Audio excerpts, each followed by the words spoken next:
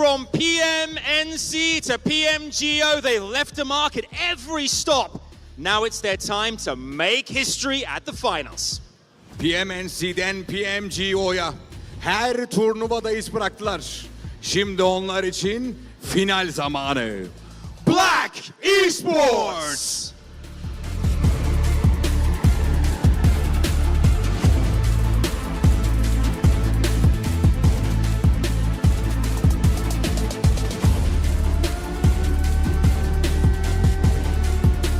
All right. Now, comebacks are always special. This is the perfect mix of youth and experience. Geri dönüşler her zaman özeldir. Gençlik ve tecrübenin şekil bulmuş hali. Fenerbahçe Esports!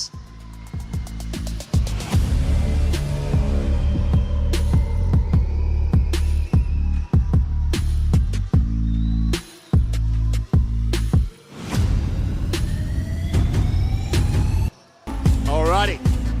Next up, a legend reawakens. The legacy of years now locked on a new target. Bir efsane yeniden uyanıyor. Yılların mirası şimdi yeni bir hedefe kilitleniyor. Foot Esports!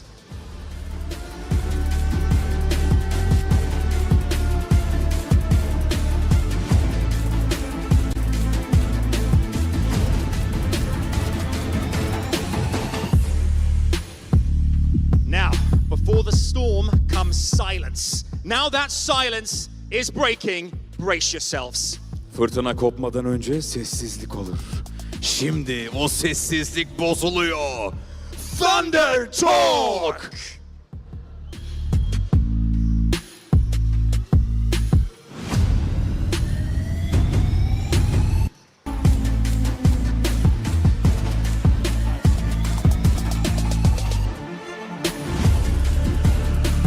I feel this next team may get a bit of crowd support here as well. Once world champions, now they are back for more. Fueled by the glory of the past, they are here to conquer once again. Bir zamanların dünya şampiyonu şimdi yeniden sahnede. Geçmişin ihtişamıyla geleceği fethetmeye geliyorlar. S2G Esports!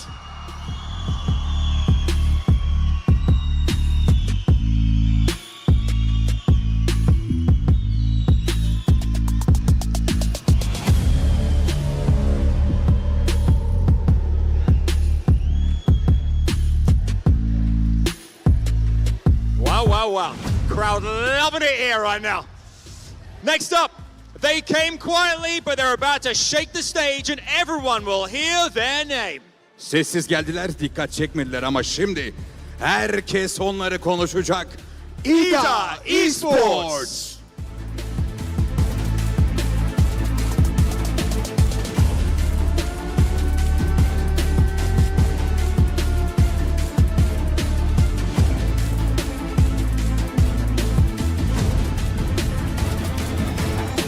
Now, familiar faces, fearless goals. They're not here to follow, they're here to lead.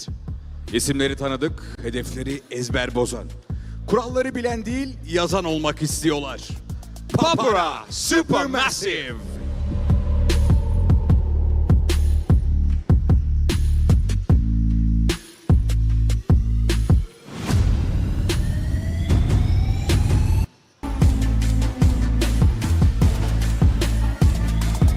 Our next competitors, they fly high, they lock onto their target. They glide in silence, but they strike with noise. They are coming. Yüksekten uçup hedefe kilitlenirler, sessizce süzülürler, vurunca ses getirirler. Onlar geliyor. Team Falcons!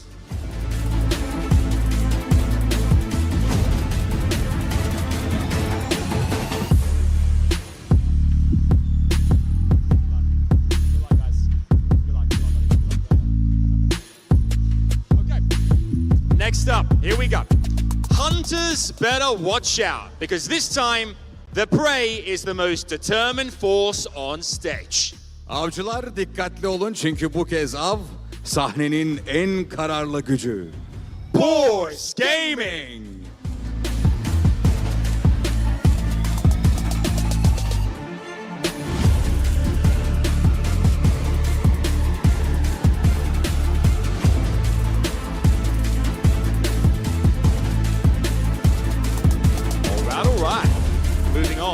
A master plan behind the silence. Every move calculated. They've taken the first step. Now it's time to write a legend. Sessizliğin ardında plan, her adımda strateji.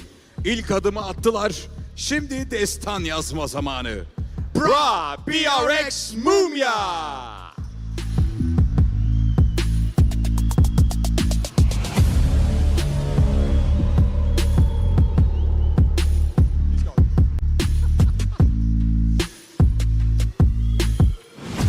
Very eager, very eager.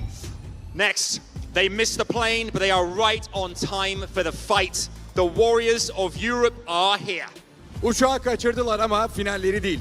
Avrupa'nın savaşçıları burada. K1 Esports.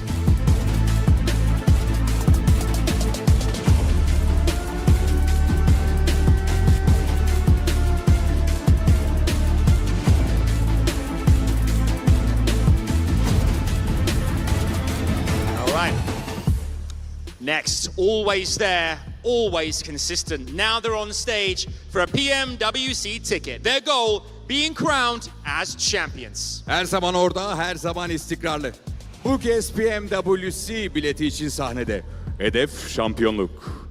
Bushido Wildcats next Rüya.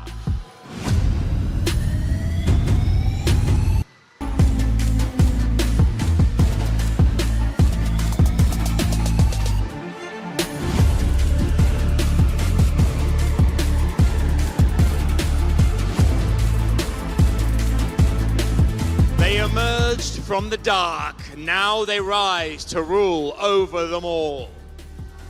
Karanlıktan gelen bir sessizlik. Şimdi ise her şeyi sarsacak bir yükseliş. Kara Esports.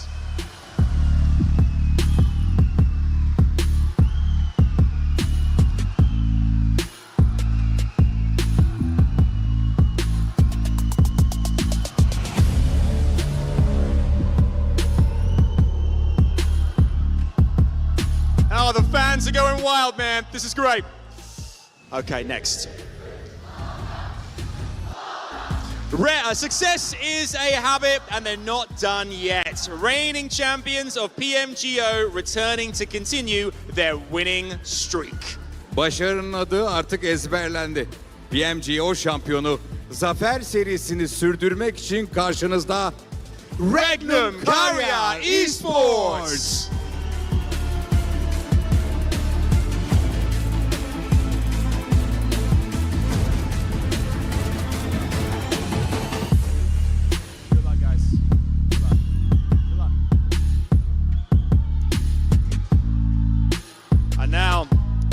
For our final team, they're coming in flames, burning to become the champions. Here they come.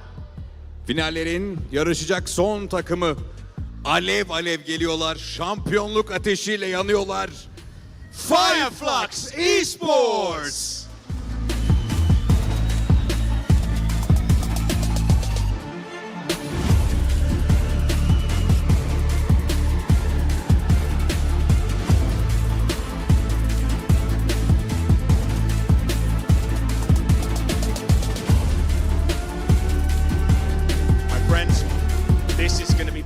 This is going to be huge. The fans seem very ready for this, Billy.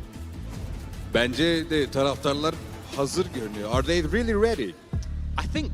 Should we test it out? Should we have one more time? Should we hear from the fans one more time? I think we need to. Like we did yesterday. Do you want them to we need more, stand though. up if they're able? Let's elevate it. Okay. Arkadaşlar, buradaki herkesten muhteşem bir çığlık istiyorum takımınız için, oyuncularınız için, herkes için. Çünkü bugün son gün. Bugün finallerin son günü. 3'ten geriye sayacağız Adam'la birlikte. Müthiş bir çığlık istiyorum. Let's count down from 3. Let's do it. 3, 2, 1. We are so ready for the grand finals, baby. What is going to happen? We're about to find out. Our next game coming your way. For now, it's over to our desk. Şimdi analiz masasına geçiyoruz. Birazdan ilk maça başlayacağız. Tankut ve Scarlett sizdeyiz.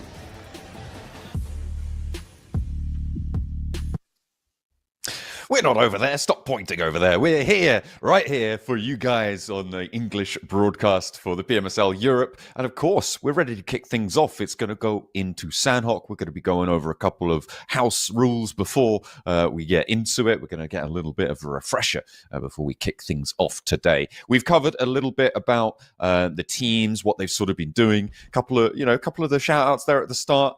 Didn't quite ring true, I think, to how some of the teams have been performing over the course of the last 2 days. But maybe it's a prophecy for today, right? Maybe that's what they're calling out for.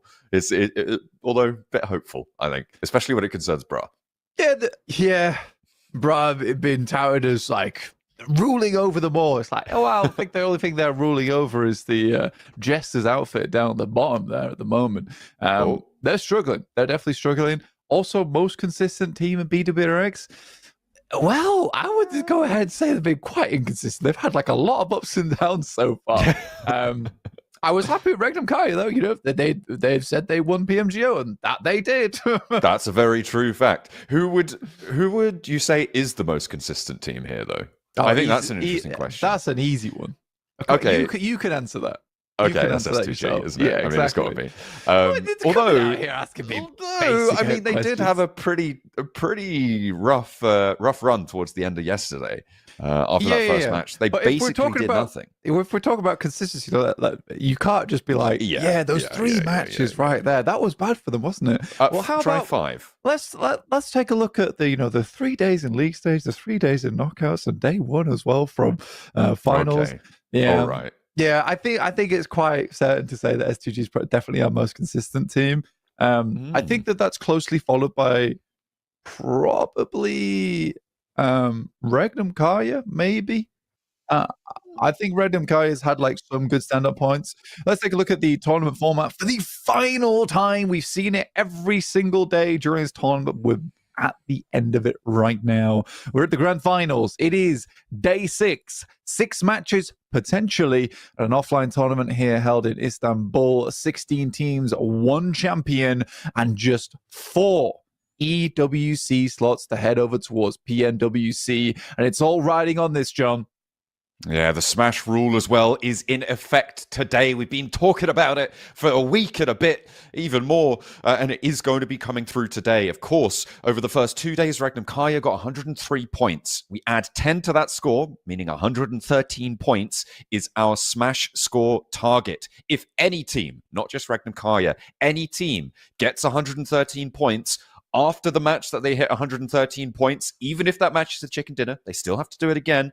After they've hit that boundary, if they get a chicken dinner, they win and the whole thing is over. They win the entire tournament. They get 35 grand. They get a qualification spot to PMWC next month. And that is one hefty prize as well. Speaking of prizes, let's take a look at the money that sits at the top of those tables. You get 35 grand for a first place if you're able to grab it. 35,000 for that first place, 20 grand for second, and 15,000, a cool one there for third place. 35 grand would be fantastic. We were having discussions yesterday, though, about how, getting that EWC slot actually is worth quite a lot of money all on its own. So even if you get 4th place here and secure your position over towards EWC, it's a really, really nice position. So if you're in 4th place and the game gets secured, in terms of a Smash ruling, you're not going to be too upset because you've been locked in. It's very tumultuous in that 4th place right now, in which case teams can go in and out from that position all day. So if you get locked in by a team doing much better than you at the top, I don't think you're to be too displeased that you weren't able to grab that 35 grand. Yeah, so it is kind of all about that qualification spot for so many of these teams. And of course, courtesy of Regnum Kaya, we've got that extra qualification spot, as they said on the walkouts. They did, of course, win PMGO. They got that 4th slot available to Europe as a region. So that is really what a lot of our teams are competing for. Because, of course, at the moment, it looks like we've got a fairly clear top 3, although the boundary is pretty close by with Kara and Falcons with an opportunity to overtake the Boars and S2G with a little bit of a downturn at the end of yesterday. Could potentially change things up, but we'll have to wait and see. Either way, the top three does feel like they have been outperforming the rest of the lobby, and it feels like it's quite likely that they're going to continue to do so as well in today's games. We'll have to wait and see if they are able to, but we've said before, it feels like it's only that fourth place scramble that is really up for grabs. And that competition goes all the way down to like 10th place right now, Blank, with K1 on 70 points. Fourth place is 85. It's tough. It's very, very tough. And I think that, there is a scenario where some of our teams actually leapfrog. And you are right. And I will concede slightly over towards yesterday where Regnum Kaya and S2G weren't able to do amazingly done. But we're going to head back over towards the stage where we'll see all of our players getting ready for this game. Tanıyorsunuzdur mutlaka. Buradaki oyuncular, takımlar herkes tanıyordur. İlk soruya geçmeden önce, before the first question. Yeah, sure, of course. İbrahim abi, buradaki ortam için, takımlar için, oyuncular için, Silas için ne söylemek istersin?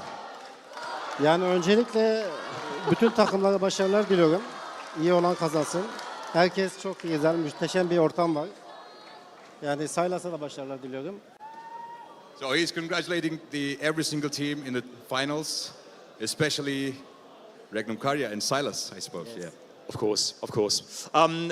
When Silas told you he wanted to become a professional PUBG mobile player, what was your reaction to that? Tamam.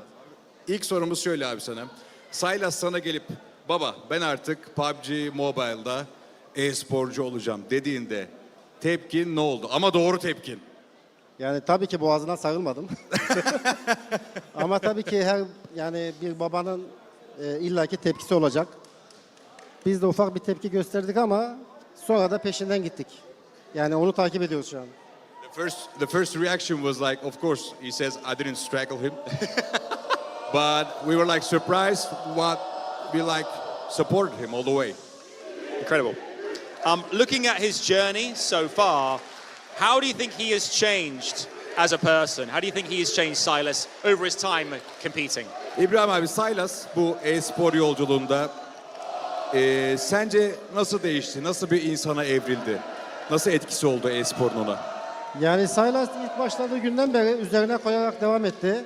Yani değişimi zaten hepimiz görüyoruz. Şampiyonluklar geldi arka arkaya. Halen de değişmeye devam ediyor. Nasıl bir insan Sorumluluk oldu sahibi. mesela? Hani daha mı düzenli oldu, daha mı dağınık oldu, daha mı hırslı oldu, Yok, daha çok mı özgüvenli düzenliydi oldu? zaten. Daha da düzenli oldu. Yani daha ağırbaşlı oldu. Sorumluluk almaya başladı. Helal olsun diyoruz yani. So basically the esports and PUBG Mobile, the discipline made him like a more mature person. So he's happy with that. Yeah, that's great. Wow, this crowd, I mean, they are on the side. Thank you. They're excited. This is great.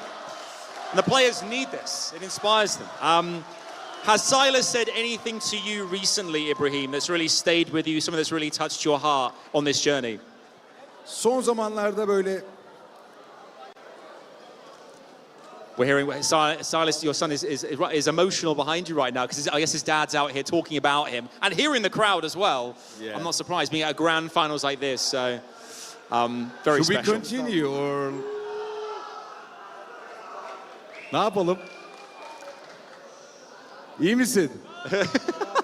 Bunca insan seni seviyoruz. Kalbimdesin oğlum. Silas, çok özel bir şey. Gelmek ister misin bir saniyeliğine? Gel. Come and hang out with your dad. Come on. Gel kardeşim benim, gel. That's right. Let's hear it for Silas, everyone.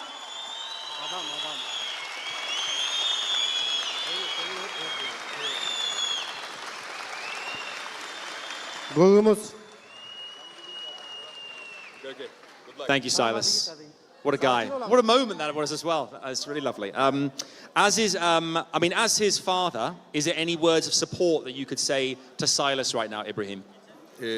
Şimdi şöyle bir sorumuz vardı. Silas'ı desteklemek için herhangi bir şey söylemek ister misiniz gibisinden ama artık bence gerek kalmadı. I think there is no need for that question.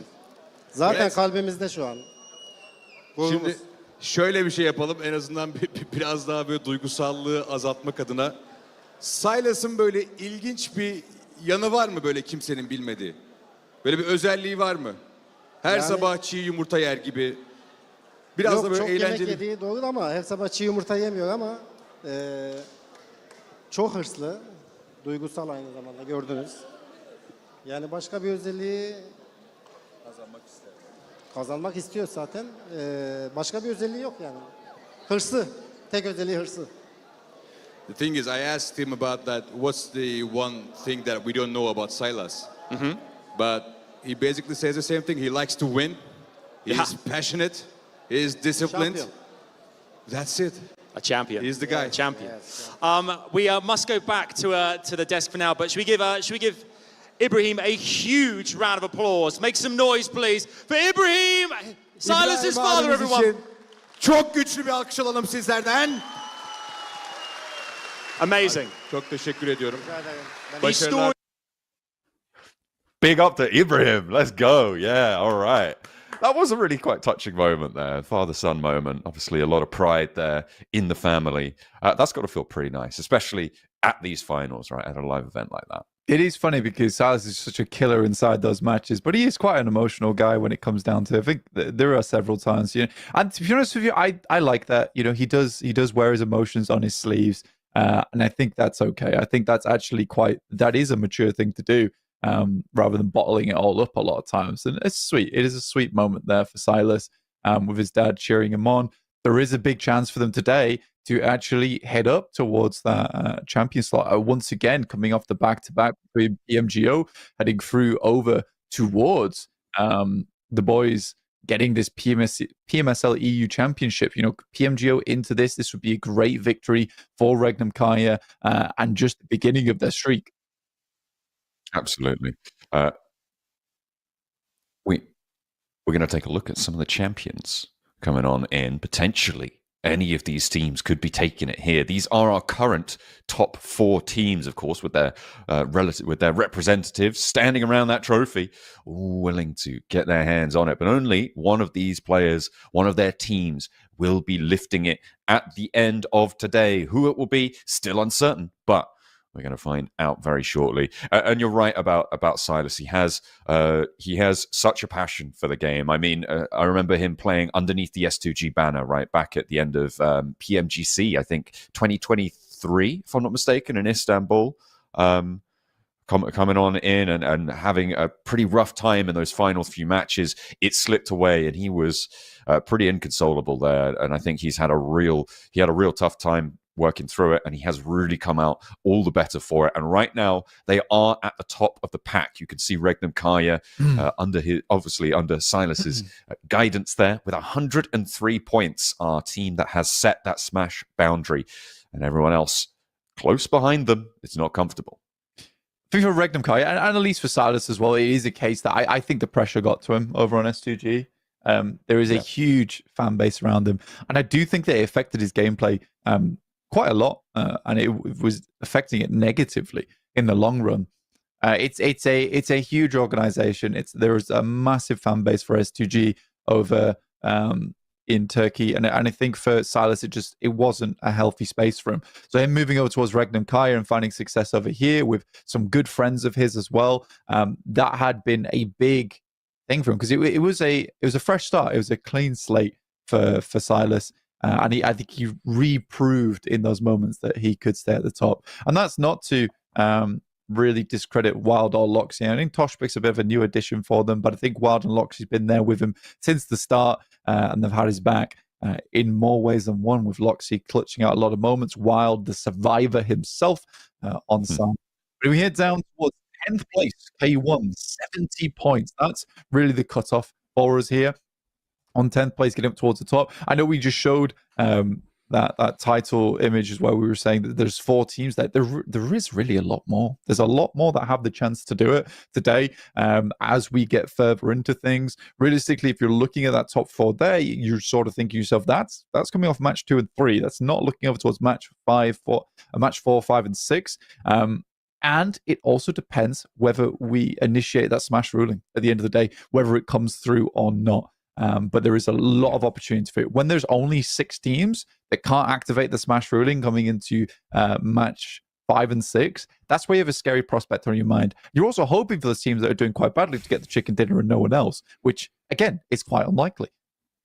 Yeah, I mean, it's a very interesting dynamic, and I think that what it sort of will boil down to is, as a team, you just have to play your best PUBG Mobile. I think that letting that sort of tournament structure get in your head can be really detrimental, right? You're thinking too much about, oh well, if it's this team that's getting the points, then this team and this team. Oh, and then all of a sudden you've missed a rotation, you've missed your window, you're losing out on the points that you could have earned by just getting head down and playing the game to the best of your ability. And I think that is the mentality that should be taken by a lot of these teams, right? Especially the teams lower down. If they want to make it, they can't be too concerned with like, oh, who am I exactly competing with? What's going on here? What's the exact dynamic? It needs to just be play your best PUBG Mobile and try and stick to your plans. Make sure that is going to be enacted. It's interesting when you look at the scores, though, from our perspective. Obviously, we can give this a little thought, right?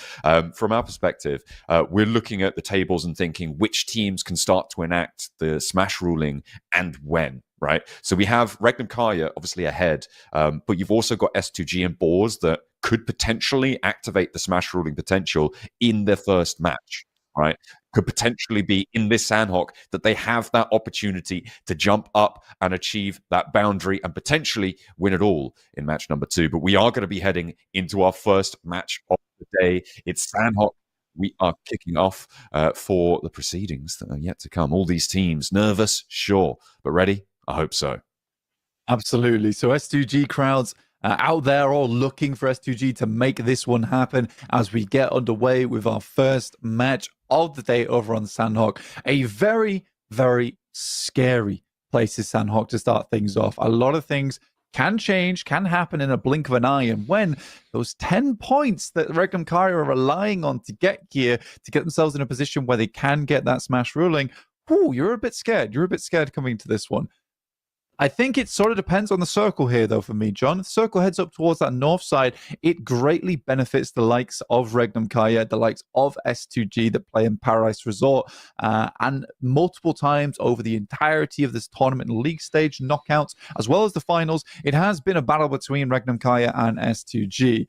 Now, it is a bit easier for Regnum Kaya here. All they need to do is secure those 10 points and then start looking from there onwards towards picking themselves up a big win. Taking a look at is that co-streamers? I think it might be. Goodness me, look at that. I'm wearing a Regnum Kaya jersey. No secret on the favoritism there coming on through the watch parties for the Turkish language broadcast. Very, very nice to see. They're live and in the venue. They're hanging out. I mean, they're in Istanbul, right? They're probably a little bit closer to it. Goodness me. The fans showing so much support as well. And each of these teams having their various watch parties, the coaches, the analysts also getting involved. That was, I believe, over towards Kara, I believe, it was over on that corner. We had he's one of the influencers that we saw earlier answering questions. It's nice to see everyone in the building, all chatting, all watching, making sure that they can see exactly what's going on in these matches. But here we go into the first game of the day of Grand Finals, Day 3. It's all decided here, John. Let's see who makes it out with those extra points to unleash themselves into a Smash ruling capability. It is up to them to decide if they want it enough to be able to grind out these points all the way up to 113. Of course, that is our Smash ruling boundary. Once a team surpasses it, they can get a chicken dinner and win it all, end the tournament right there and then. Our plane path sits from Lakawi, from Kampong rather, over towards Hatin. And we will be seeing if there's going to be any argy-bargy, any hot drops early. I'm not expecting there to be, but could be any third day adjustments. This is our last Sandhawk of the tournament. Let's get into it. Up towards that northwest side, we've got Boars, we've got S2G in Paradise Resort. A little bit further down the way in Painan, we actually have Regnum Kaya chilling out in that position. These are the teams that we are looking at currently. Up towards that top side of the lobby, looking to lock this one down. And we'll wait and see where our first circle does end up and where it will send us across to, and how these teams will have to play around it from their respective positions on the map.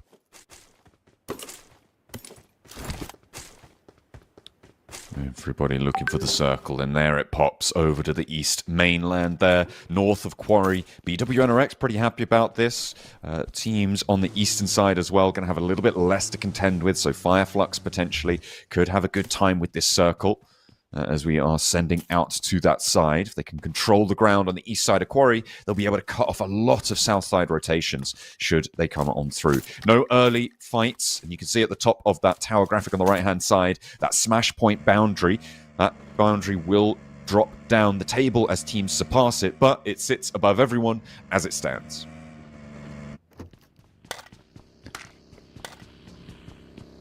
Regnum Kaya on our screens at the moment. Down in Painan, currently looting up. No real dangers around them as of yet. And Barsai over towards that northwest edge. We don't really see any hot drops here on Sandhawk either. Everyone keeping it cool, calm, and collected. And they should know exactly where most people are dropping. You can see over there on the right-hand side of the screen, nice little reminder that that's the smash point right there, 113. As teams pass it, we'll be heading over. Grab ourselves a winner, potentially, if they're able to take a match after. That's what they'll be looking for. That's what every single team on the tables would be looking for, right? Try and grab that chicken dinner, get on up the tables. I think that as well as the fourth place scramble, it's going to be on teams looking to push up towards third to guarantee themselves that they can't be pushed out by a smash ruling, right? If we get towards the later stages of today, being in third place is so much more secure than being in fourth, right? So being able to jump up that 6-point gap for Kara, that 8-point gap for Falcons would be absolutely huge to be able to secure themselves one of those spots and jump up over the boars, maybe even over S2G to be a lot safer. Obviously, first place, safe as you can be. Safe as houses, really. But Regnum Kaya going to still have to defend it because teams will close that gap faster than they would like. Especially here on Sandhawk. We talk about it a lot of times in the past as well, where there is a lot of points on the line here on Sandhawk. A lot of wins have come down to 15 to 16 eliminations on the match. So you're looking at 26 points potential there for some of these squads. That would send Falcons flying up to 109, just shy of that smash point ruling on one game if they're able to make it happen. For Boars, they'd absolutely pass it, as would S2G. It's a scary one, but it also allows teams that have massively get themselves in a position where they can be fighting out for those top 4 positions. Yeah, we talk a lot about this smash ruling, but there is that possibility that we just end the day on 6 matches and find our winner then. Yeah, it can go to points, right? It doesn't have to be a smash victory. You can still win it the old-fashioned way of getting the most points in the lobby. But you'll have to wait and see if that is to be the case. Fireflux, they've left from Painan. They're sending up fairly central, taking control of... Regnum Kaya, leaving Painan, moving up to take control of a more central area on the circle. And we'll be pretty happy to find that spot. Fireflux a little bit shorter than that on the east side of Quarry, with Barsai actually ahead of them. So it could potentially be some trouble there. S2G, spot a knock, and it's up 4 on foot. Already finding that one. Do they confirm over towards it, though? The circles over towards the east, we haven't really seen circles like this in quite a while. And we'll wait and see what happens in Zone 2. But yeah, over towards the eastern side is a little bit different for a lot of our squads. How they want to play things out. Regnum Kaya did move out from Painan over towards the western side of Quarry earlier.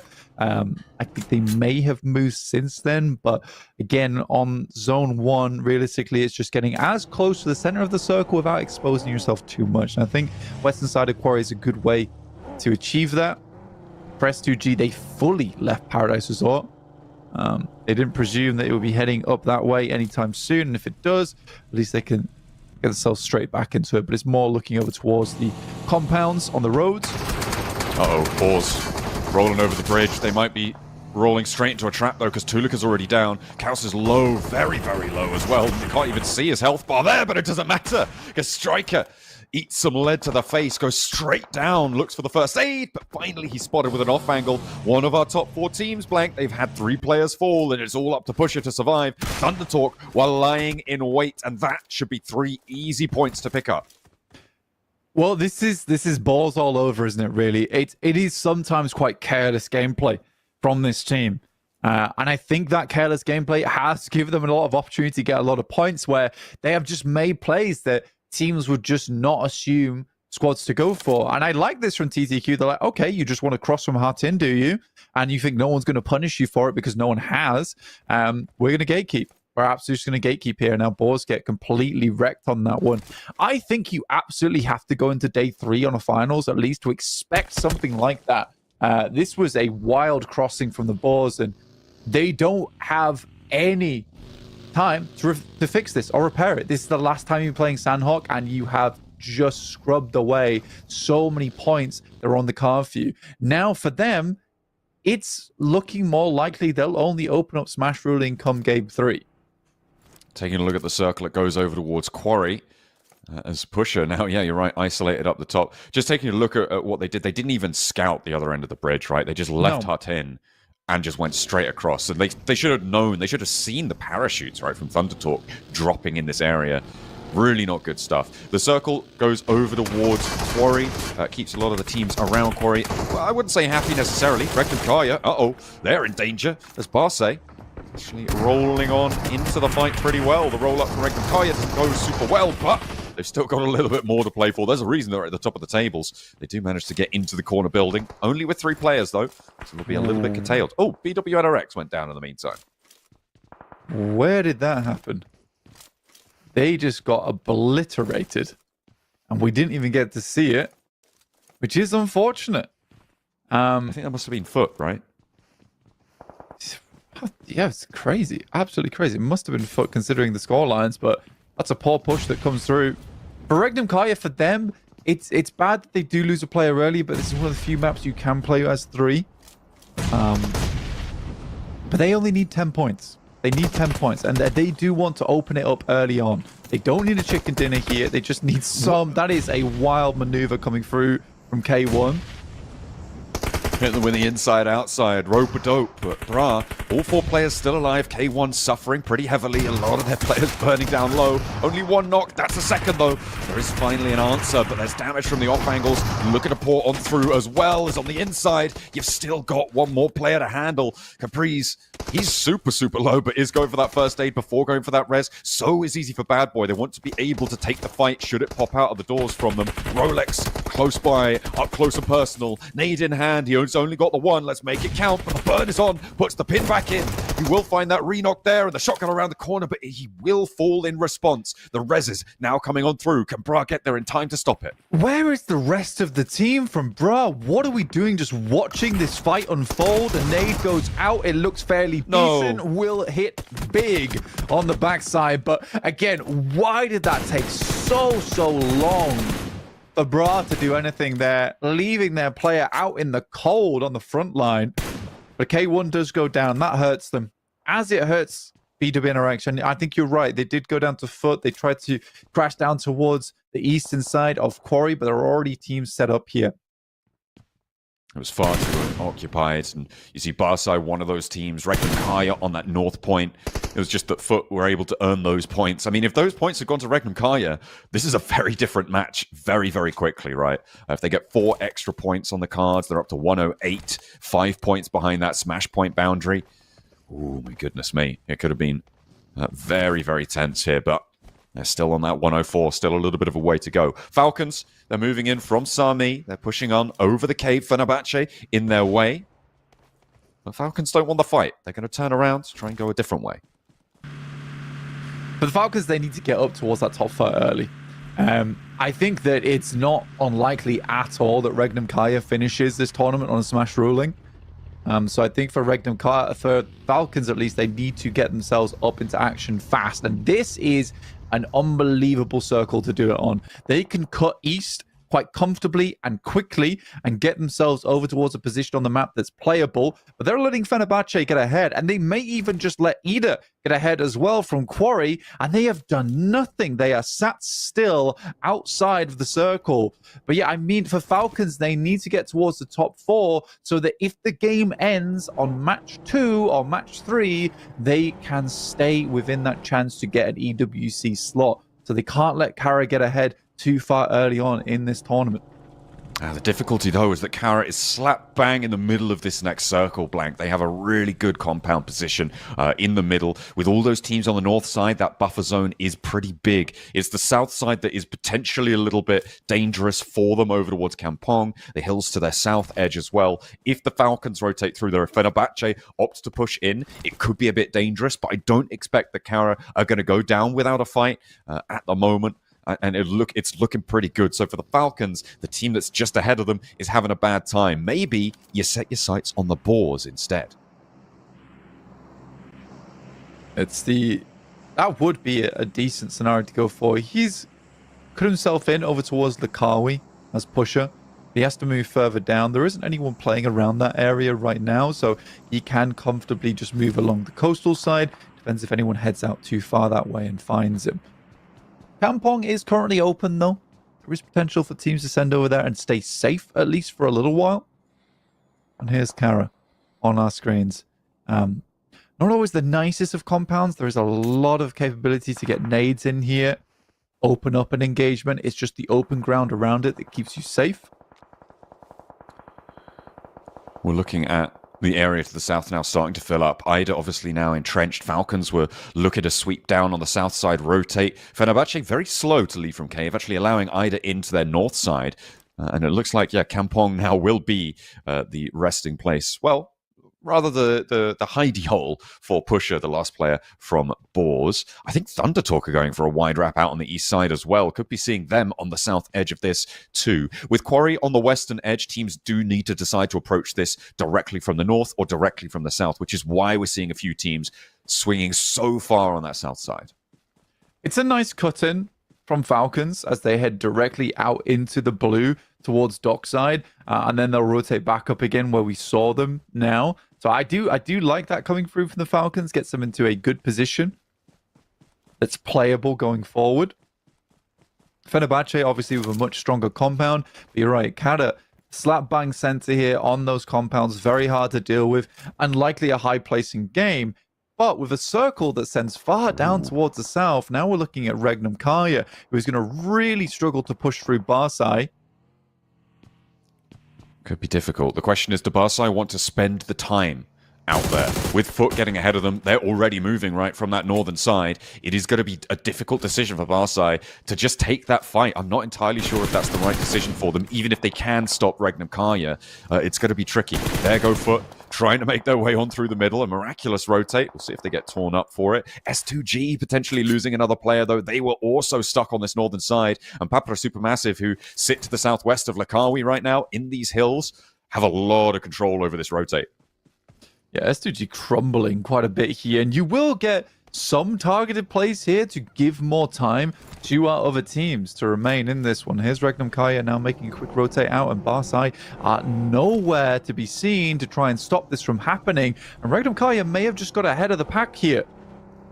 Using the quarry cover, that is a really smart decision there for Regnum Kaya. They know that the teams on the lining of quarry will have left. They give them a little bit of time to get out of there, and they use that cover to get away from Barsay. They know they can mount it at the far end, but now they have to find a home. Loxy going wild on into the middle. I know that's his teammate, but it's going to be him channeling it. Regnum Kaya actually surviving for the time being. Toshpik dangerously low. So is Wild, and it's up to IDA that they try and find these positions, and it's good for them. Another knockdown, and they get a little bit more territory under their control. Fenerbahce are just around the corner, but have they made it, Blank? It's a mad position to play for Regnum Kaya. An absolutely crazy push that they go for. They're sandwiched between two teams. Azel taking shots over towards Kelsey as S2G were able to get 3 of their players back up again. I don't know how Regnum Kai has made this work. They're currently slightly protected coming through from Kara, but I think they are very much looking towards just getting 10 points on the game. Unfortunately, Loxy will go down. That's to Ida. It is not flushed out just yet, though. There was a response, so we'll have to wait and see if that one can be flushed away. Lots of scraps on this northern side. S2G starting to crumble. Regnum Kai is still not able to get this res just yet. Wild. Actually, no, they do. Toshbik able to pull him back up, but immediately a Renok, and it's a double with the nade, and Ida may have just stopped them from pushing past that smash boundary here. Very likely we're going to at least game 3 now. The circle shifts all the way south, and that is great news for the Falcons in the meantime. Pusher picks up the final elim. So we won't be seeing a smash ruling on the first match of the day at least, but it gives more opportunity for teams underneath to crawl on up. Falcons still playing it very, very slow and cautiously down towards the southeast side with 4 players still up. But Kata with 2 points will sit themselves ahead. But you're right, there is that chase possibility over towards S2G, over towards Boars right now. But Boars doing a pretty good job to stay in this one. I mean, the circles helped out a little bit, kept Kampong in for a long, long time for Pusher to stay there unscathed. Not too many teams are going to look to push there just yet. I think if Papara Supermassive conclude this fight on the north side, they could potentially try and sweep through it and catch him. But we'll have to wait for that, as it looks like we've got Bram moving on up to get involved as well. They're not having a great time of it, though, because the loss does go down, but Papara Supermassive holding their own on the hillsides. S2G struggling to make their way forwards. Icy, the last player now alive for them on the northern side, and everyone out in the zone getting pushed southward by the circle. Good molly coming through from Icy over towards Poser. How long did they stay up? And Lewis will find Icy, and that's a few elims found now for the boys on Kata, up to 3 now. Boars still alive during all of this. Fireflux will go down. A lot of the teams that were chasing are getting cut out massively here. Pablo Supermassive not doing badly at all, up to 76 points now. They have had a little bit of a resurgence over yesterday, and it seems like they want to try and continue that trend. On the northern side, they've had a cheeky engagement with S2G. They controlled that rotation nicely. CEO later trying to get pulled back to his feet right now. Lewis on a hero mission. To be worried about Papara Supermassive though on the high ground. Eren has the nade around the corner. That could be devastating. 2 of them fall. And IDA looking to light them up. The side swipe from Rita was huge, and that nade was even bigger. Wow. So low. How has he hit that one? Eren going wild with the ordnance now. And it's just 1 player remaining from Kara. Yes, having a curveball his way, and Kara is now eliminated, ending this game on 89 points, just shy of Balls and S2G's position. Everyone at the top side of the lobby barely got anything on this one. 1 point apiece for all of those 3 teams. 3 points for Kara, and now Falcons have a good opportunity to start chasing big here. Falcons looking to put down some hurt as they're up to 2 elims. Papara Supermassive starting to wane in their power, but they've had a good match. It's going to put them in that conversation yet again. As the bubble starts to move away, though, if the Falcons can get some headroom here, they could keep themselves feeling a little bit safer. Trying to chase. Placement points are kicking in now with 6 teams remaining as Black Esports do fall. They will go on out there towards the bottom of the tables. The placement points do add up time and time again. So the Falcons adding elims from the south side, starting to spread their influence on the south edge of this circle. Blank, they're looking to take control of the hill as well. I think they were very much considering what was next.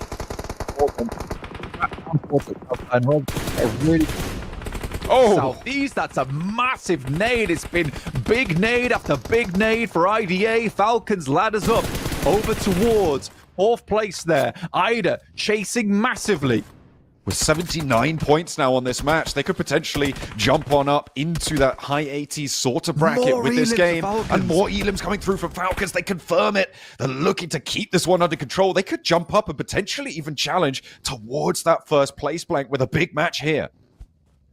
Honestly, you're not wrong. You are not wrong. This is why I'm always afraid when we see these Sandhawks on the last day, is that it can shake up the ranking something horrid. And Ida can be that earthquake in themselves as well. They could be up there taking away one of those top 4 spots. Fenerbahce right now, the final hurdle for these two teams to try and push on through. Not too much hope for Fenerbahce to get that resurgence, but there will be a barrier. A blockade in the way of the Falcons. A 2-2 split, though, this late, with Falcons bearing down upon you. A third-party potential from Ida. I'm not sure how this is going to work out for Fenerbahce. Maybe try and bolster this position. Now Valo with a Navy zone tosses it over the top. There are shots going back towards his way. No damage done. Another one sent through. It's just little chip damage here and there, and Narvalo has yet to find anything too large off the back of this. But they are definitely putting the hurt over towards Fenerbahce.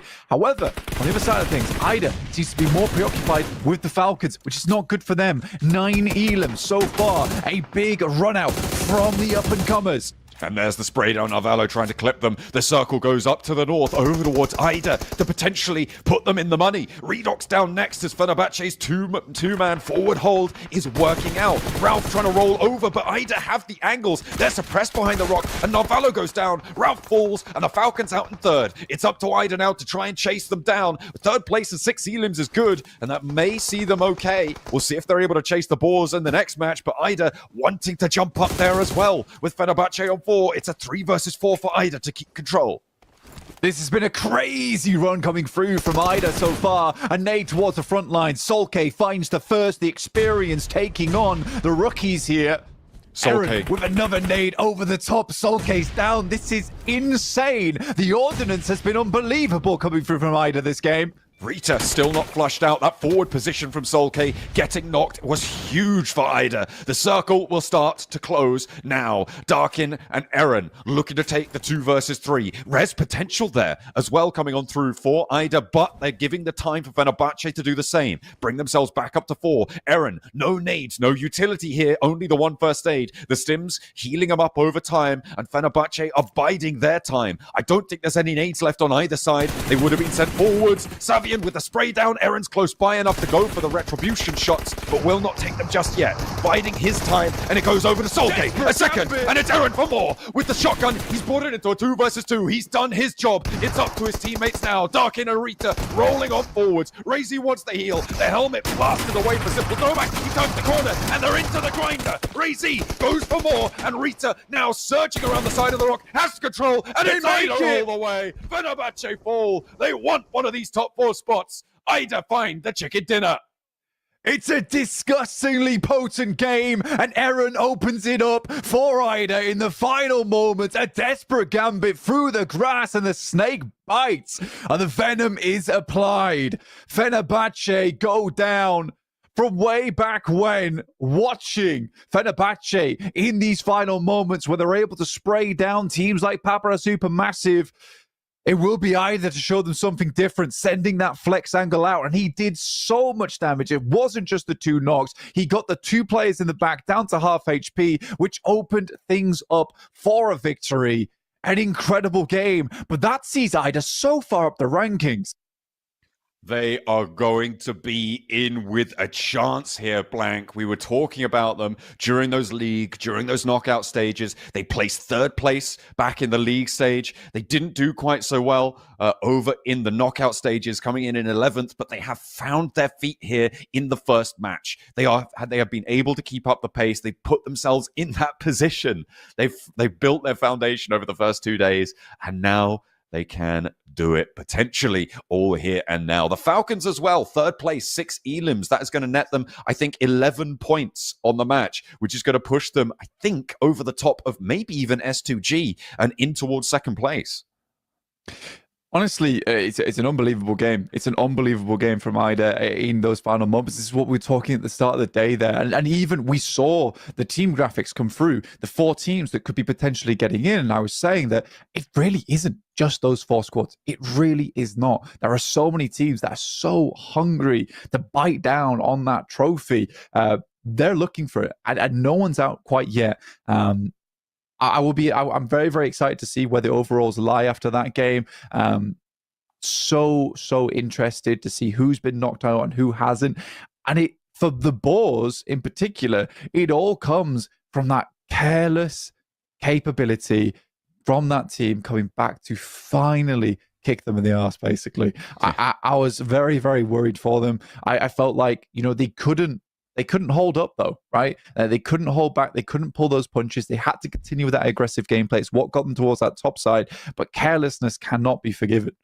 No, absolutely not. I mean, they just didn't scout right on that bridge crossing. When you know that there's a team going to be playing on the other side of that bridge, you know that they could potentially be guarding you out. They just didn't even take a look, right? If you have one player over towards Hartin, one player maybe look down to the south, you take maybe 30 seconds, right, to just have a little look. You see some vehicles, maybe. You see a position, you're like, oh, there's some dudes there. Maybe we shouldn't just, like, all three of us in the same vehicle roll straight at them. That'd probably be a good idea, right?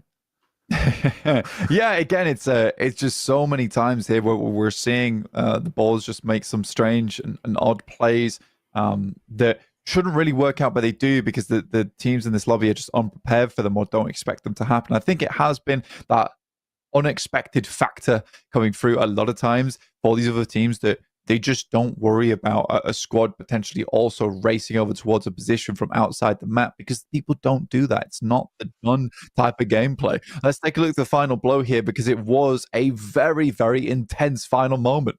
Yeah, big up to Eren there, finding those two on the back line. He passed the baton over. He goes down, but as I said, like, his job was done at that point. Darkin able to keep control of his side long enough, and Rita really able just to push that one home. It was right down to the wire, though, but in a 3 versus 4 in the final circles, fantastic stuff. Rita gets the MVP. I feel like it was very much a team effort, but he definitely deserves this accolade. 7 elims, 917 damage. They did do more than just that fight during that game as well. They had a nice rotation to get ahead of Fenerbahce, actually, in towards the circle earlier on in the game. So it wasn't just a case of winning that final fight. They've played out through the entirety of that game really nice and strong.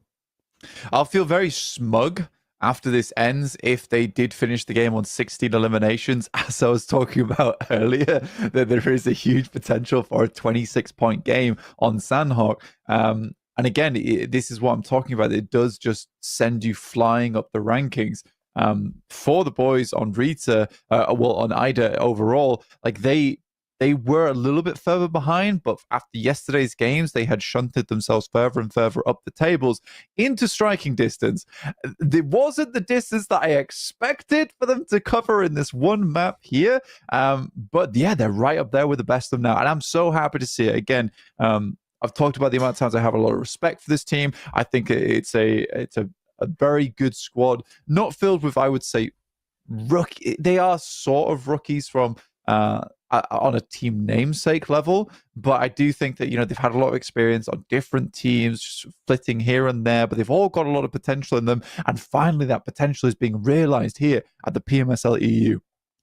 Yeah, I mean, some of their players have been at the global stage before, right? You've seen, I think it was Eren playing over towards Zeus, I think, in previous years' games and things like that.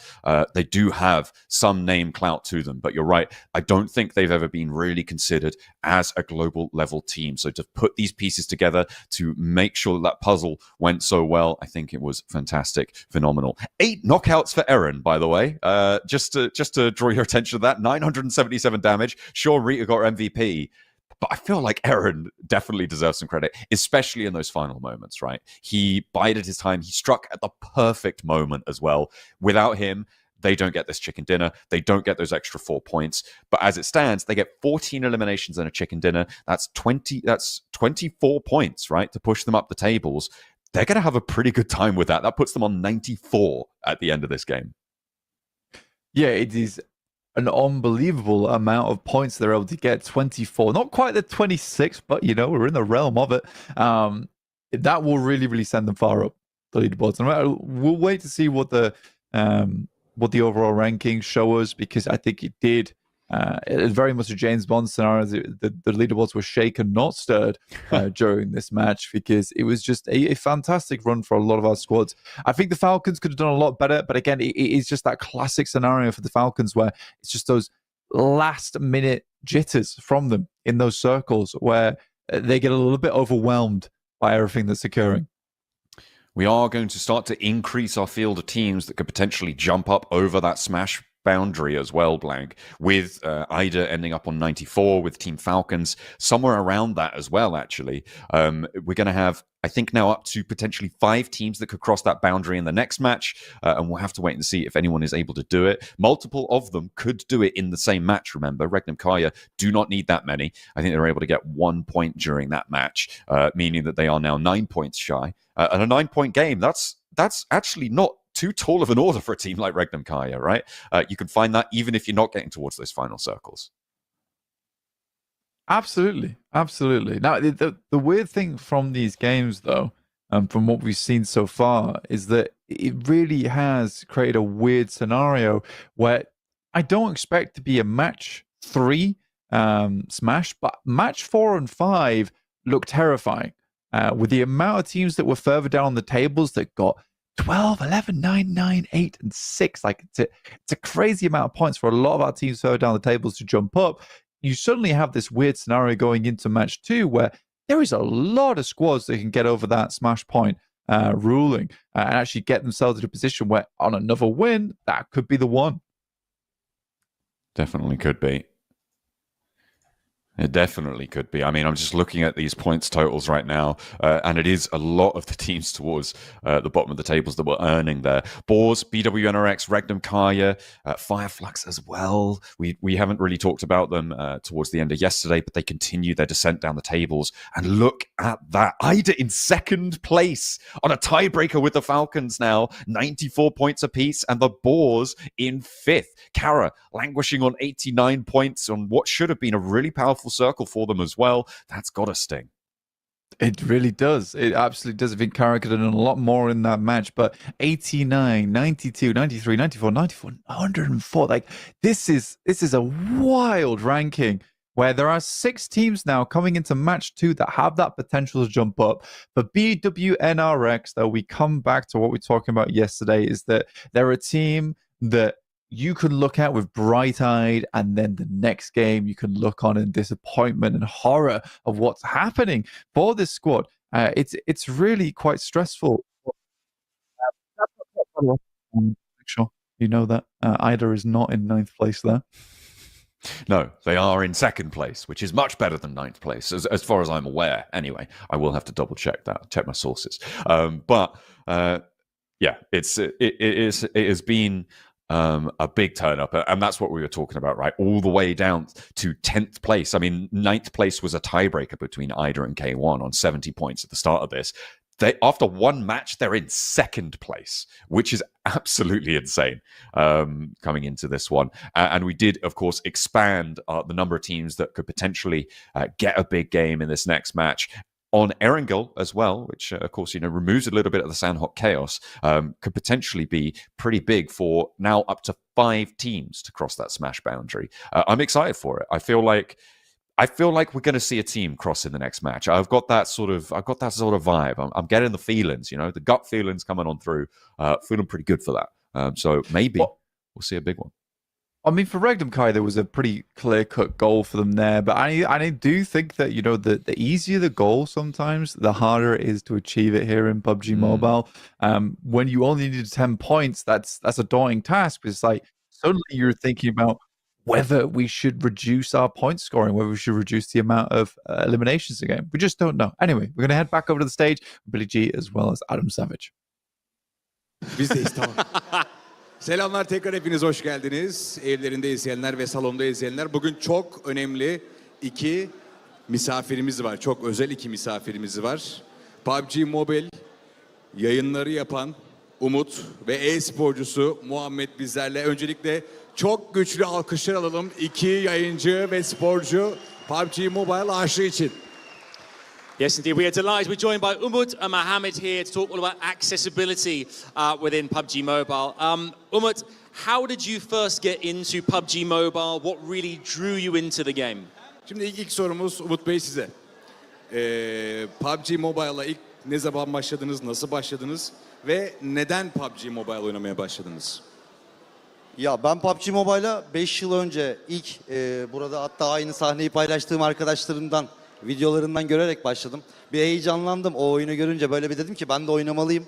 Daha sonra evde oynarken kendi çabalarımla biraz başta zor oldu ama normal bir oyuncu kadar oynayabildiğimi fark ettim. Tuş kombinasyonunu değiştirerek, ayağımın altına 2 tane pedal atarak ki çoğu kişi bilir bunu. Normal insan kadar oynayabildiğimi fark ettiğimde dedim ki benim bunu insanlara göstermem lazım. Ya ben yapabiliyorsam benim gibi belki yüzlerce binlerce özel kardeşimiz de bu oyunla oynayabilir ve benim gibi keyif alabilir diye düşündüm. Ben onlara öncü olmaya çalıştım, gayret ettim. Ve bugün de bunu başardığımı düşünüyorum ki 50 tane özel kardeşle beraberiz, bir WhatsApp grubunda etkileşim içerisindeyiz. Onlara yardım etmeye çalışıyoruz. İnşallah daha da böyle yüzlerce insana ulaşmaya gayret göstereceğiz. İnşallah. So Umut started the game 5 years ago. It was like he realized that when he started playing that he can play that pretty well. And then he got his own pedals. He was using it while playing it.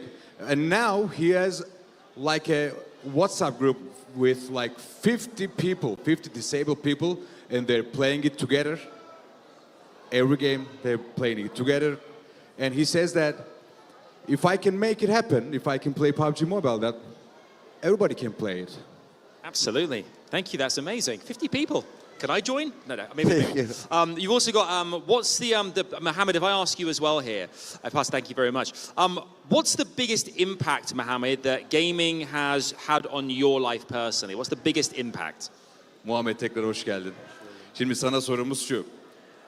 PUBG Mobile oynaman, ya da oyun oynaman da diyebiliriz. Hayatına nasıl bir etkisi oldu? Olumlu ve olumsuz anlamda söyleyebiliriz ama bence genellikle olumlu olmuştur. Ya PUBG Mobile'i ilkten böyle yargılı bir şekilde oynamaya başladım. Ben bunu yapabilir miyim, becerebilir miyim diyerekten başladım. Ama ilerledikçe tabii eller alışıyor.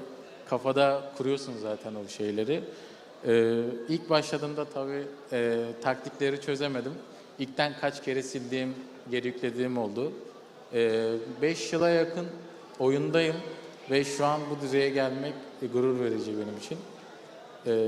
Yani olumlu tarafı da oldu, olumsuz tarafı da oldu, pes ettiğim tarafı da oldu ama pes etmemek tabii en iyi yerlere gelmek daha güzel. Mücadele etmeye devam ettin yani. Bravo. Vallahi helal olsun. Like he's saying that it was like positive moments that affected his life, negative moments like, but he was like skeptical a bit. That he was thinking that if I be able to play this game, like if I ever be good at it. But now he's one of the greatest, I think. Yeah. And one time, like he was like, decided to quit playing the game, but he didn't. And thank God he didn't quit playing. And yeah, that's it. He's very happy, but mostly it's a positive thing that he's playing PUBG Mobile. Absolutely. Let me ask as well. We heard from Umut about some of the friendships as well, Mohammed. Some of the friendships that Umut has made along the way. What about the friendships that you've made personally as well, joining in the community and playing PUBG Mobile? Tell us about the friendships you've made too. Şimdi Umut abimden duydum, bir sürü çevresi varmış, WhatsApp grupları falan da. Senin de PUBG Mobile aracılığıyla böyle kurduğun arkadaşlık oldu mu? Oyunda tanışıp dışarıda görüştüğün ya da başka oyunlar oynadığın oldu mu hiç? Tabii ilk Umut abiyle başladım ben WhatsApp'a girmeye. Şu 2023'te PMGC oldu. Orada bayağı kişiyle tanıştım ve şu an üstümde olan da forma Eagle formasıyla aynı gruptayım. Yani dostluk demeyeyim de bildiğim bir ailem oldu. Buradan Ahmet'e selam söyleyeyim. Ahmet abim sayesinde yani buralara geldim. Onun temsiliyle buradayım zaten. Bu kadar değil. Ahmet abi ki Eagle diye bir klanımız var bizim. O klanımızın başındaki adam çok sahip çıkmadı. O çevre yaptı. So he first met Umut, of course. First met Umut, but he's saying that I didn't have any friends by playing the game. He said I had family. He said I had a family playing PUBG Mobile, and also he's a part of Eagle Esports, and he wants to say thank you to Mr. Ahmet through Eagle Sports and being a part of the organization. Very cool, very cool. Last question for Umut, one more question for you. If someone watching this stream has a disability of any sort and is unsure about gaming, what would you say to them? The thing is, we talked about Umut. Can we make that the fourth and the fifth question as one? Of course. Let's make it that way. You want to ask the fifth question Sure. too? Is there a message that you want to send to the wider gaming community? Şimdi dördüncü ve beşinci soruyu birleştirmek istedik biz aslında. Yayınımızı takip eden özel gereksinimli izleyicilerimize ne söylemek istersiniz diye bir sorumuz vardı. Bir de PUBG mobil topluluğuna söylemek istediğiniz şey vardı. Aslında birbirinden çok da ayrı bir şey değil. Yani sen büyük ihtimalle 1v1 atsak ben seni daha görmeden vuracağın için az önce söyledin bana çünkü. Hatta Umut Bey'in şöyle bir iddiası var. Burada kaç bin kişi var bilmiyorum ama 4-5 tanesi beni yenebilir anca dedi 1v1'de. O yüzden Umut Bey'e bir meydan okuma olabilir. O yüzden Evet. sorumuz şu abi. PUBG komünitesine sizin gibi çok özel, yetenekli arkadaşlara ne söylemek istersiniz? Ya açıkçası öncelikle özel kardeşlerime ben buradan şunu söylemek istiyorum. Ben başardıysam onlar da başarabilir. Hani benim bir özel durumum var deyip de bir kenarda sıkıcı bir hayat yaşayacağına biraz çaba, biraz mücadele gösterip daha keyifli, daha da umutlu yaşama tutunabilirler diye düşünüyorum. Bu PUBG Mobile değil, diğer her şey için geçerli. Mücadeleyi, savaşmayı bırakmamaları gerekiyor. Ben öyle yaptım. Genel olarak PUBG Mobile seyircisinden de tek dileğim şu. Benim yanımda olmaları. Çünkü onların benim yanımda olmalarıyla ben özel çocuklara oluşuyorum. Hepsini de çok seviyorum. Tüm takımlarımıza da başarılar diliyorum. Like he's saying that don't quit, don't stop doing what you do. Like keep playing games, but not only the games. Like hold, like keep yourself tight in your life. Yeah. Just have fun. And he especially asked that the fans watching at home or in the arena, please let him help growing this community. Because bir de şeyi sorayım. I have another question to ask. How can they reach you if someone here or at home that doesn't know anything about you, Umut? How can they reach you? And the Turkish version is sana nasıl ulaşsınlar abi? Belki burada bir kişi seni bilmiyordur. Ya da ne bileyim evinde izleyen birisi seni bilmiyordur. Belki bir sorunu vardır, sıkıntısı var. Belki hiçbir şey yoktur. Seninle tanışmak istiyoruz. Sana nasıl ulaşabilir? Muhammed sana nasıl ulaşabilir? Bana nasıl ulaşabilirler? Normalde benim nickname diye görüyor. Herkes nickname gibi düşünüyor. Ben Umut Kardeş olarak bütün platformlardan ulaşabilirler. Ama ismim Umut, soyadım da Kardeş. Bu şekilde ulaşabilirler. Bana anca TikTok'tan ulaşabilirler. Orada da ismim Speed zaten. Evet, Speed. Tamam. We have their contacts. Ben Umut Kardeş. TikTok'ta Speed. İki arkadaşımıza da bir kez daha kardeşime ve abime herhalde bilmiyorum kaç yaşındasın? 38. Vallahi 24 duruyorsun ha. Benden daha genç duruyorsun. İkisine de bir kez daha çok güçlü bir alkış alalım. Teşekkür alkış alalım. Başarılar dileyelim. Takımlara da maçlar için başarılar.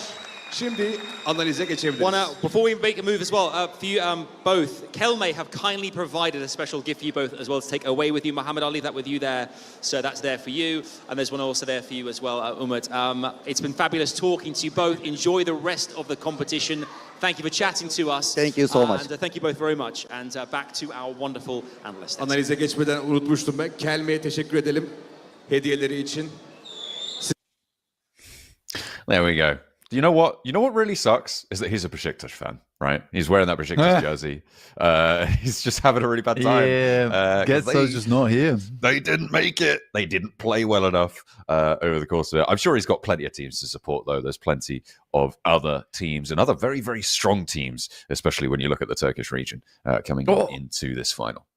Oh, I'm happy that honestly, I'm happy that you stick by your team through thick and thin, and it's a great message that they give us that you should just enjoy yourself throughout your life, and if you do want to get more involved in that community, obviously they did get the contacts given out there, and you can get in touch and play alongside of them because there is a lot of accessibility options in game with PUBG Mobile. It's a fantastic game to play around the world with every community and everyone. So PUBG Mobile, it's not just for some, it's for all as we head in towards our second match of the day coming up over on Erangel. Yeah, and of course, we've seen some developments over on Erangel. Obviously, yesterday, the biggest adjustment of note was the cessation of the hot drop in Pachinki, right? We saw Papra Supermassive finally give up the ghost on that one when the Falcons did kind of take it away from them in the first day of the finals here. They did give up. And immediately upon leaving, they found a chicken dinner with 12 elims. That was sort of the start of their turnaround. They did have a pretty decent game at the start just now as well. And I don't think we talked too much about them in the overalls, obviously overshadowed by Ida's progress up the tables, by the Falcons doing very well as well. But Papara Supermassive did get a decent chunk of points there to keep up pace on the tables. So are they going to find similar success here? Because they have now dropped, I think, in at least 2 different locations on Erangel, right? They dropped towards South Georgia. They had a hot drop with Bra, and they dropped towards the military island as well in one of other Erangels. Yeah, there was definitely a case last game where we saw, even just on the match rankings, there was a huge amount of points just over on that left-hand side where it wasn't just Ida getting all the points off that one. There was a lot of other teams were able to profit in a big way off that last game. It does mean that there's a lot of teams over towards the top side who are a little bit unsafe here. Again, no smash ruling going over towards match 2, but a big possibility for a lot of teams to get over the smash point goal here. So I'm very, very excited to see how that one does go down. Again, for Regnum Kaya, I think that it is a case of just being in their own heads about it all. I think from Painan, they could have easily made a decent rotate over towards that position if they were a little bit calmer on their approach. I think what they tried to do a little bit too early into that match is get a very central position and just play from there. I think they can play a more edge gameplay.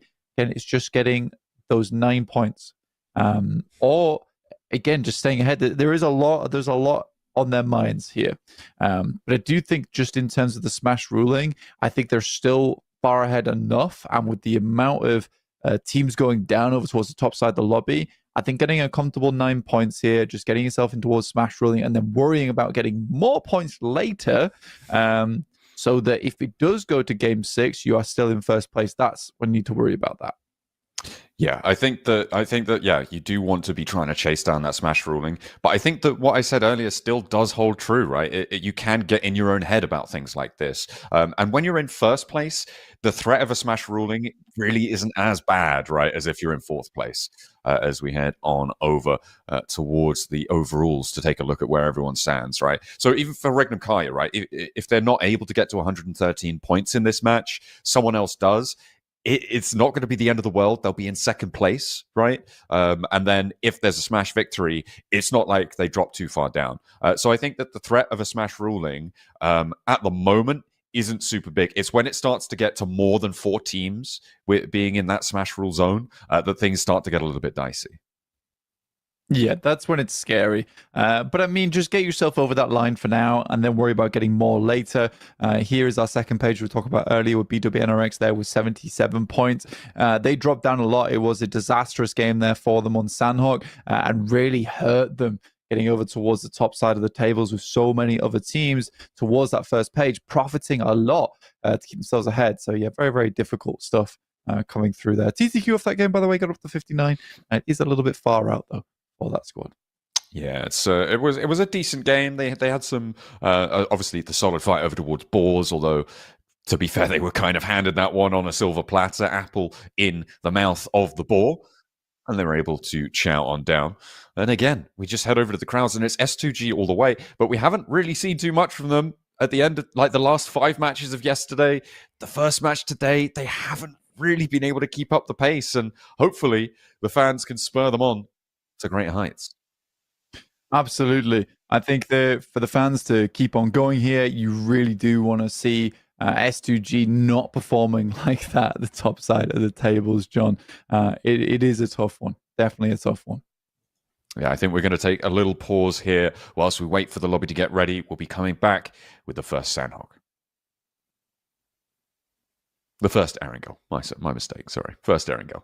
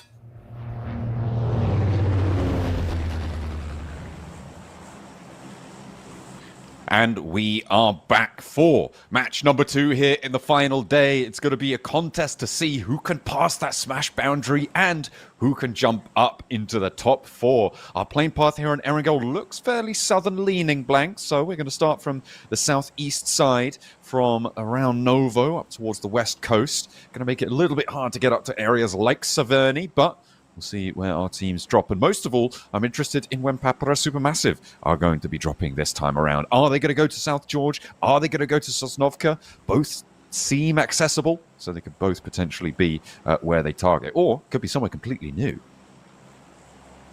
It's a slightly weird one for Papara Supermassive because of a lot of the playing paths that we've seen. They've been able to circumvent over towards Bra, but here both will be dropping out roughly the same time over towards South George here, and Bra really didn't want to get too involved over towards you. You can see them actually dropping out over towards Milta Power right now. Are Bra leaving Papara Supermassive likely to just have South George all to themselves.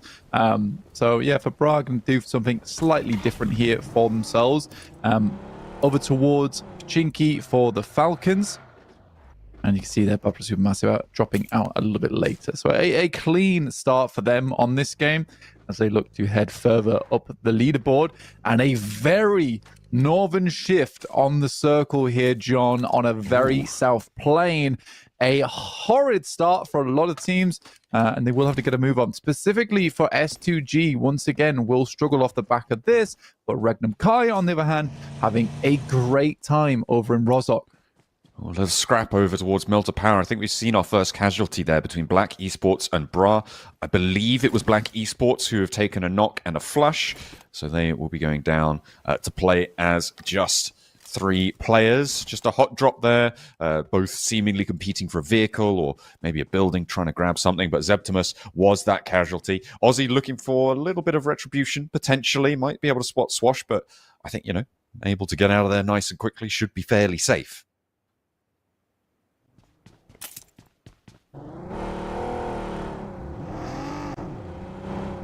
Black Esports losing 1 on Zeptimus. Not great, but you're right. They will be able to get out of there. All things considered, I think for Black Esports, they're not really a team that we're having too many conversations about here. Random Kaya are moving, but they just end up over towards Rozhok anyway, so it's not too much of a big deal for them. I think they were just trying to get vehicles on board. Again, that should be first priority here on this type of map where you want to move over towards that north side as quick as possible.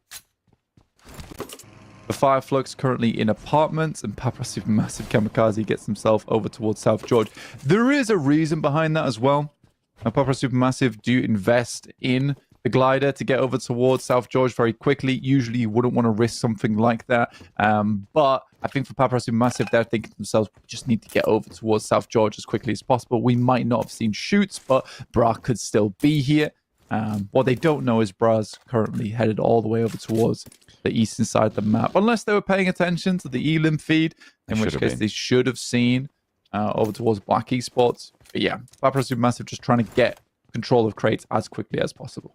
Yeah, they should have been paying attention. I think he was actually taking the glider from South George to North George to get up on across the river. Obviously, with the circle as it is, going to North George kind of feels like a no-brainer at this point for Papara Supermassive. Grab some loot, and then you can double down over on the North George loot as well and have a good time over there. Taking a look at the overall standings, it will, of course, be Black Esports who have taken the only casualties so far.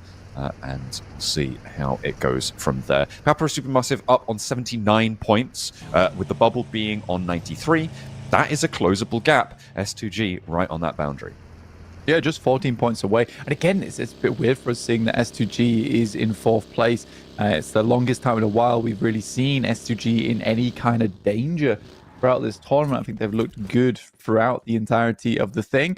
But it always comes down to that final day, John. It will be a very, very sad day if we do end up and S2G is not in that top 4, because I think as a Pmsl EU candidate, they have a lot to give over in EWC. Definitely do. They've got some chops to them. K1, though, being shut down again early with another knock sent their way. They were only able to get 1 point in the last match, and Foot looking to slow them down here as well. That is unfortunate. I just don't, yeah, there's no way that they can get this res. They're already on the hunt for the flush. So K1 having to play without Easy for Bad Boy, who is, I think, fairly inarguably the best player on their roster right now for K1.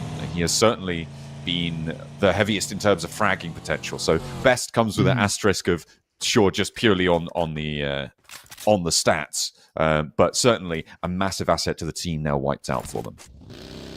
Yeah. I do want to just quickly come back to S2G as well, because if they drop out and a smash ruling occurs, the issue I have is, a lot of fans will be very disappointed not to see S2G go through. But I also am concerned because I do think that, if this went the full 6 matches and we didn't get a smash ruling, I'm pretty certain that S2G should make it in to EWC just off the back of that. But yeah, it creates one of those scenarios where even though S2G has had the best tournament so far out of any team, because of smash ruling, it could come down to a case where S2G isn't given that time to stay within the top 4. I mean, it is so close, though, between 2nd through 5th, right? 94 to 92 points is very closely fought right now, with teams jumping up and being able to play catch-up towards those top 4 spots. I'm also interested in what Boars are going to be able to do, obviously getting cut down very, very early in that last match, but they make their way up fast to Severny, and with the circle being all the way up on the north, they're going to be in with a shot at doing pretty well this match, so hopefully looking to turn things around. And all 5 of these top 5 teams are within range of that smash boundary, right? You're talking about 10 Elim chicken dinners, 11 Elim chicken dinners for Boars, and it will be the case that you're over that smash point boundary. Boars, again, they're not really changing their strategy all that much here. For them, their strategy relies on being first always. So they get over towards Severny. There is a player very close by here, takes initial shots, and that's bad. Not getting the initial knock over towards Striker. Reveals your location. Ooh. I think I saw Kara off in the distance there. Yeah, so they're getting sandwiched. The Boars needed to be very careful as Kara sail over on the north coast. I wonder if they're going to stop off, if they're going to keep going. It seems like they do want to stop here. They have found a player on Boars, and just behind them on the tables, they're going to be very happy about finding that pickup. Lewis able to step out, and Boars lose a player early on the Severny crunch. The rest of Kara seemingly looking to drop on in as well. They're getting pushed out, and I don't know if they have the vehicles in place to be able to get out of this effectively. It's one of those tough scenarios for Boars where I do think that in this scenario you hold on the north side and you don't have outposts down towards the south. You accept the fact that at some point a team is going to make their way over here, but you cannot give up coastal control. As soon as that happens, any team's able to really put the pressure over towards you. So placing yourselves over towards the center of Severny, it's a very bad idea. So yeah, for Boars, it's not a fun approach now going forward. As we are going to close on our circle into zone 2 in just 5 seconds. Kara able to rock up just in time to get that Elim. They're on 90 points blank in 6th place. So, I mean, I said it was all 5 of the top 5 that could potentially break that smash point boundary. But Kara in with a chance of doing it as well. They would need a mid-teens Elim chicken dinner to be able to jump up over there. But starting out like this, holding a coastal position, potential inroads towards a shooting range circle could be good for their points totals, especially if they're starting early. Yeah, I mean, for Kara, it's a 24-point game. We just saw a 24-point game from Ida, so it's definitely a big possibility for them. And this one heads down towards the southeast side. Around that river, around that lake, a little bit awkward to play in. Regnum Kaya quite happy, but they are surrounded by quite a few squads. They started the game with 1 Elim, which is decent, and Ida's going to make a quick rotate down towards that south side, and Boars are left behind in Severny. They are going to be left alone, left to their own devices for the time being. Have to wait and see who's going to join them. Kara actually sent out very, very quickly from their location on the north side of Severny. They went back down towards the east. They're now scrapping it out for a little compound there. Regnum Kaya up on the hillside with Barsai actually taking shots out their way. I mean, this was the standoff that we saw last match as well over on the northeast point of Quarry between Regnum Kaya and with Barsai. Quantum finding Kara. Poses down. There is quite a bit of damage going through over towards Kara, and remember, this is an important game for them. A great nade from CEO later will take down Rolex.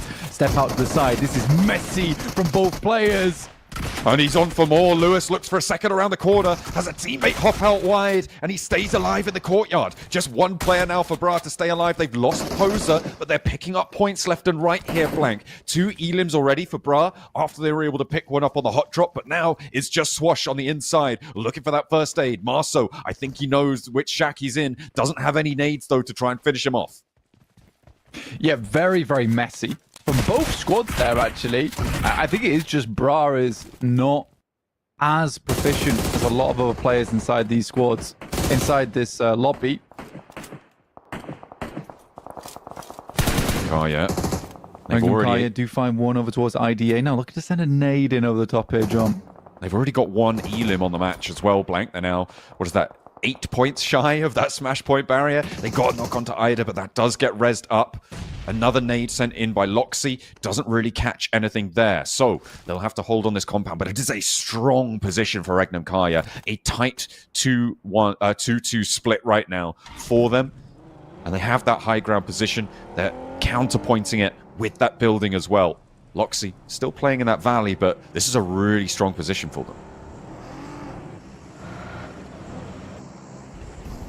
Yeah, they do have a good hold here. Regnum Kaya, it's fairly central as well, and depending on where the circle heads next, we will see how they want to play off the back of it. It heads back down towards Rozhok. Now, this is a very difficult decision for a lot of our teams, and a tough break here for Regnum Kaya, considering they just came from Rozhok as well. And there is a lot of ground held down towards that south side too, so this is very undecided at the moment, John. Oh, Falcons losing their north point is really, really nasty. They have such good control towards the south edge on that river crossing towards Rozhok. But now if they want to get all 4 players up and alive, I don't think it's going to be possible. Yeah, Ida are just going to run that point down. And now they have to hold it as 3. Regnum Kaya biding their time. They've spotted BW next Ruya right next door. And they'll see if they can find more shots here where Ida have just vacated. Carly out there in the smoke, just hidden by that, away from the boys. Okay, one. Eliminate across. That's Kavik there. Fenerbahce Solke around the corner.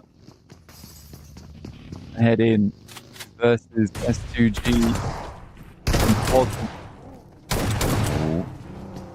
Finding the first. It's not without cost, though. Simple Domac is down on an aid over from Sarah. Keeps them in. S2G down in 5th place now with Kara getting the points that they have done, so they need to win this fight to keep up pace. But Icy falls next, and it's Fenerbahce to be able to take this fight and take it well. Savian strafing across. It's all up to Sarah now. 3 players alive total, but he's the only one standing in this scrap, and he will be able, not be able rather, to hold the corner down. It's the end of S2G in this match, and in 5th place, that is a real sting in the tail.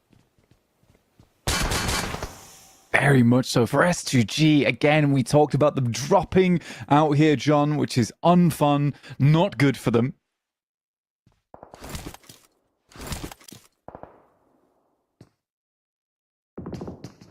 K1 across the way, Slonic as well as Kavik holding on the bridge. Never a fun position to be in.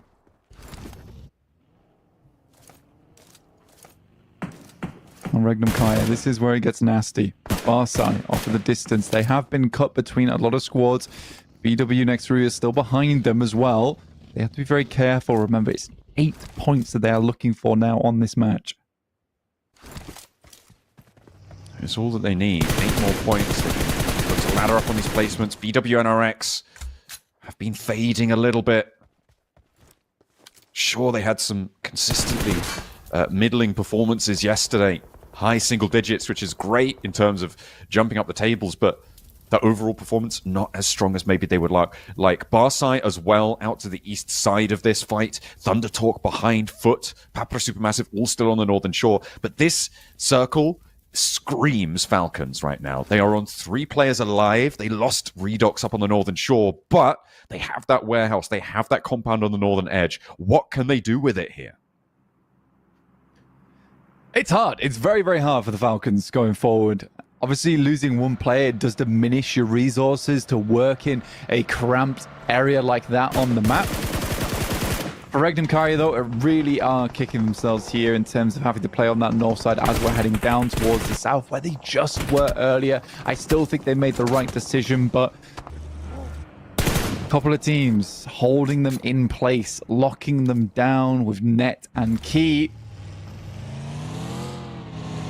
We'll see how they want to play out the back of this one. Again, 8 points. That's all it takes. All it takes. They're still holding up. Still holding face. And with 4 players alive, you've got to think Regnum Kai is going to have something to do with it, although they did take a little bit of damage there.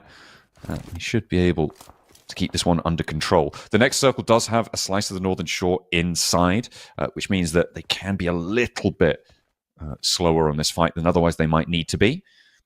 The northern edge, as teams start to get across the river, it's very likely to be ending up on the south side now. Saltgate goes for a long-range shot out towards the southeast side. I think that's over towards Kara, actually, over the Roshok Hill.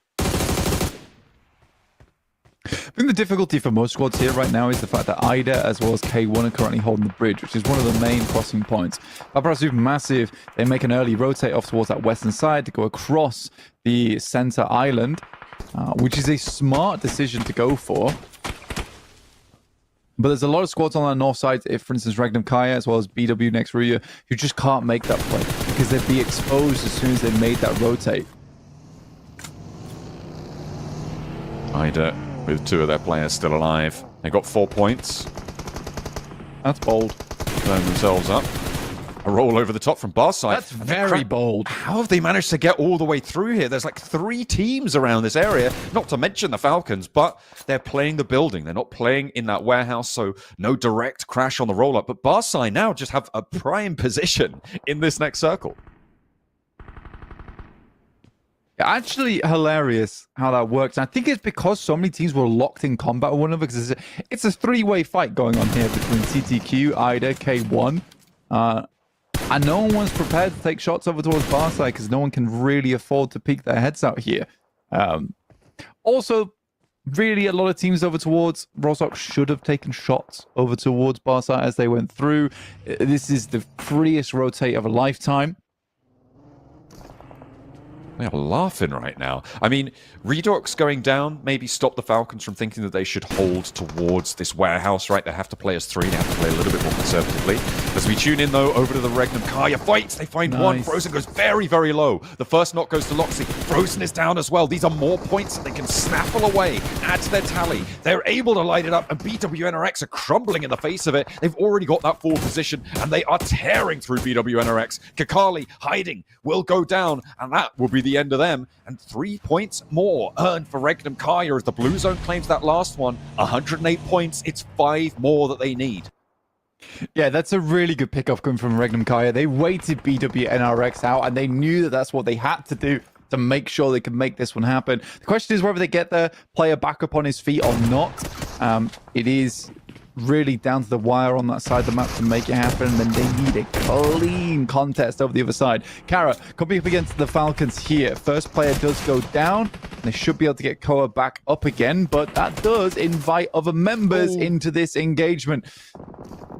Narvalo running on in, looking for the rescue. Ralph is protected by the wall right now. The cross not super healthy. With Kara going down, Falcons go back up in towards 3rd place, Blank.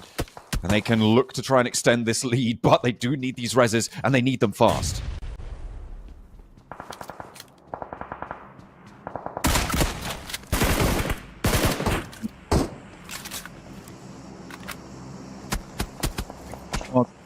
Guy is still finding bullets over this last time. I don't know how they were finding those shots along the way.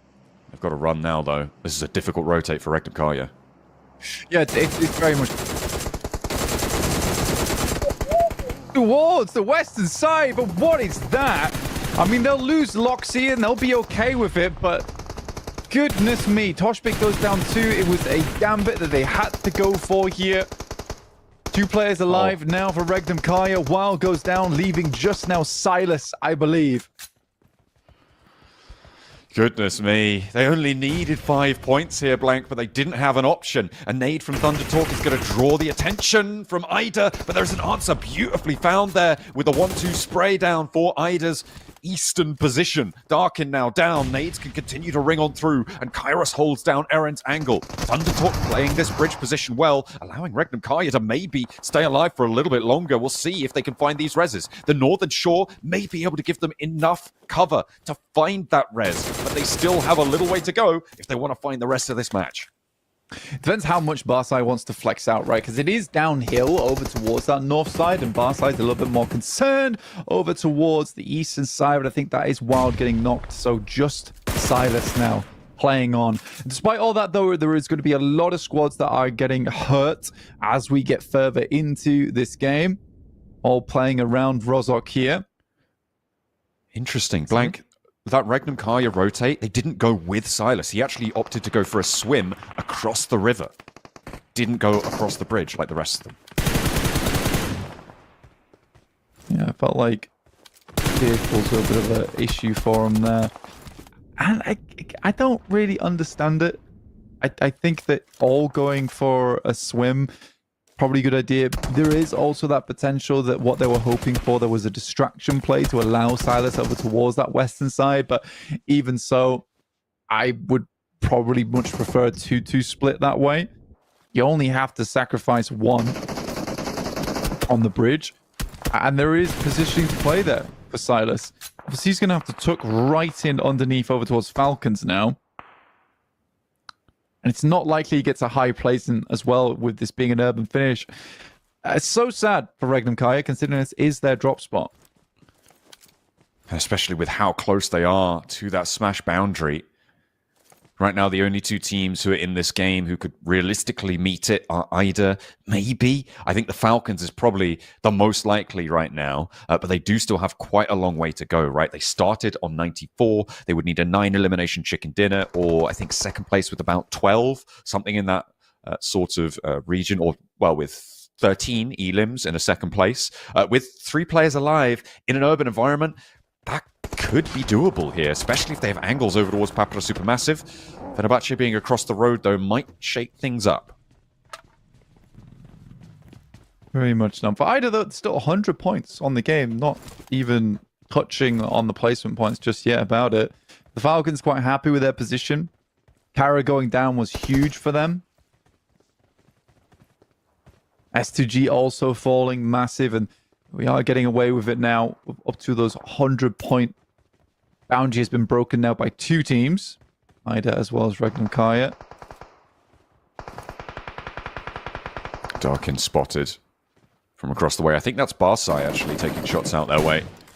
Nico now wondering where they're shooting. What are they shooting at? The juicy Darkin is there, but he gets knocked from across the way. Thundertalk have taken a knock as well from up on the hill. And Barsai, I mean, it's still incredible, right, that they were able to make this rotate, but he definitely stays peeking too long there, and they do take a knock for it. Ida, once again, going down fairly low, and Aaron's going to be pushed out by the blue zone here. Thundertalk trying to roll across. They capitalize on the knock from Barsai. Actually might do pretty well on this rotate. Kairos wanted to get back up, but Aaron just trying to out-heal the blue zone for a little bit longer. Maybe get another point. I don't think he's expecting too much here, but could potentially try and hang on.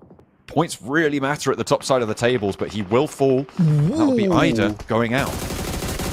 Looking for more points is Silas, and he does do a lot of damage over towards Barsai. He's able to clean up at least 1, and that's 5 eliminations going through. Do they get across to their teammates to pick them up in time? And they do not, so they get 6 elims on the game for that.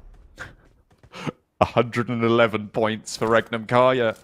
Oh my goodness me. And he got a placement as well for Ida going down before him. He managed to get to 8th place rather than 9th. They're 2 points shy of that boundary blank, which means we're going to have to wait once more unless the Falcons can make it.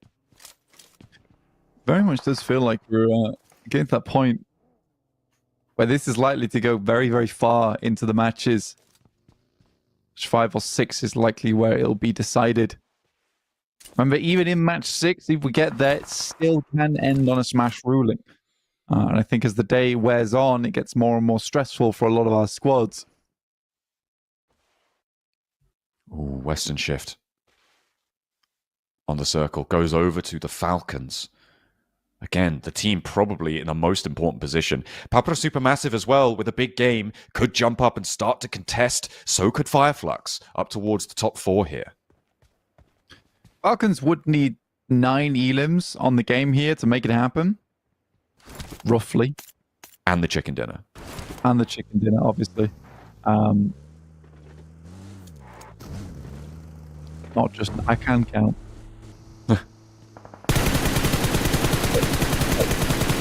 Yeah. But yeah, they would need 9 elims and a chicken dinner if they wanted to get across that smash point ruling. And I think in an urban environment at 9 elims from a current 2 count, quite a big gap. I think right now that the biggest thing that they want to look for is just to get as close as possible to the smash ruling on this game. Especially when you know that there's no one really else contesting for it. Or maybe not no, but after this one they will. That there's no one really contesting for it. Not to say that they aren't going to take those shots and try and take the fight. Farsight, after Silas inflicted so much damage towards them, really starting to falter, but that's not done just yet. More nades over towards Thundertalk. But these points towards the bottom of the tables, Blank, sort of feeling a little bit inconsequential right now. And it is actually going to be Farsight getting taken down. That's another point over to the Falcons. Yeah, Falcons would have picked 2 up in the middle of all that. They stole one away on Fenerbahce's side and then stole one away over towards Barside. So, yeah, really good stuff from Falcons. And if they do want to hit that 9 elim mark and get the chicken dinner, this is what they have to do. They have to capitalize on Nox going through around the map and be very, very certain on their positioning. Narvalo finding Savian. Steals it away, though. I mean, good news for Fireflux. Trying to jump up to that 4th place. There's a knock sent over towards Ralph. Oh, dear. That is nasty. They're going to look for that res pretty desperately, you'd imagine. Barside going on in. And again, that's another point. They make it up into 2nd place now, Blank. The placement points, just putting them over the top. They're on 99 right now, but they are unconfirmed on the placement points total, which means they are starting to rack them up. They need 4 more elims if they want to jump on up. Out of a possible, 13 other players in this lobby. They need 4 of them and this chicken dinner to be able to take it home. And the circle helps them out again. Are they on this miracle run? Are Fireflux going to be able to get across to it either? Honestly, for the Falcons, what I will say right now is that it looked unlikely for them to get those 9 eliminations, but they were very quick on the trigger, very aware of their surroundings as well over towards Barsai, as well as TTQ. And I think TTQ might just be sacrificing themselves here for the good of the Falcons.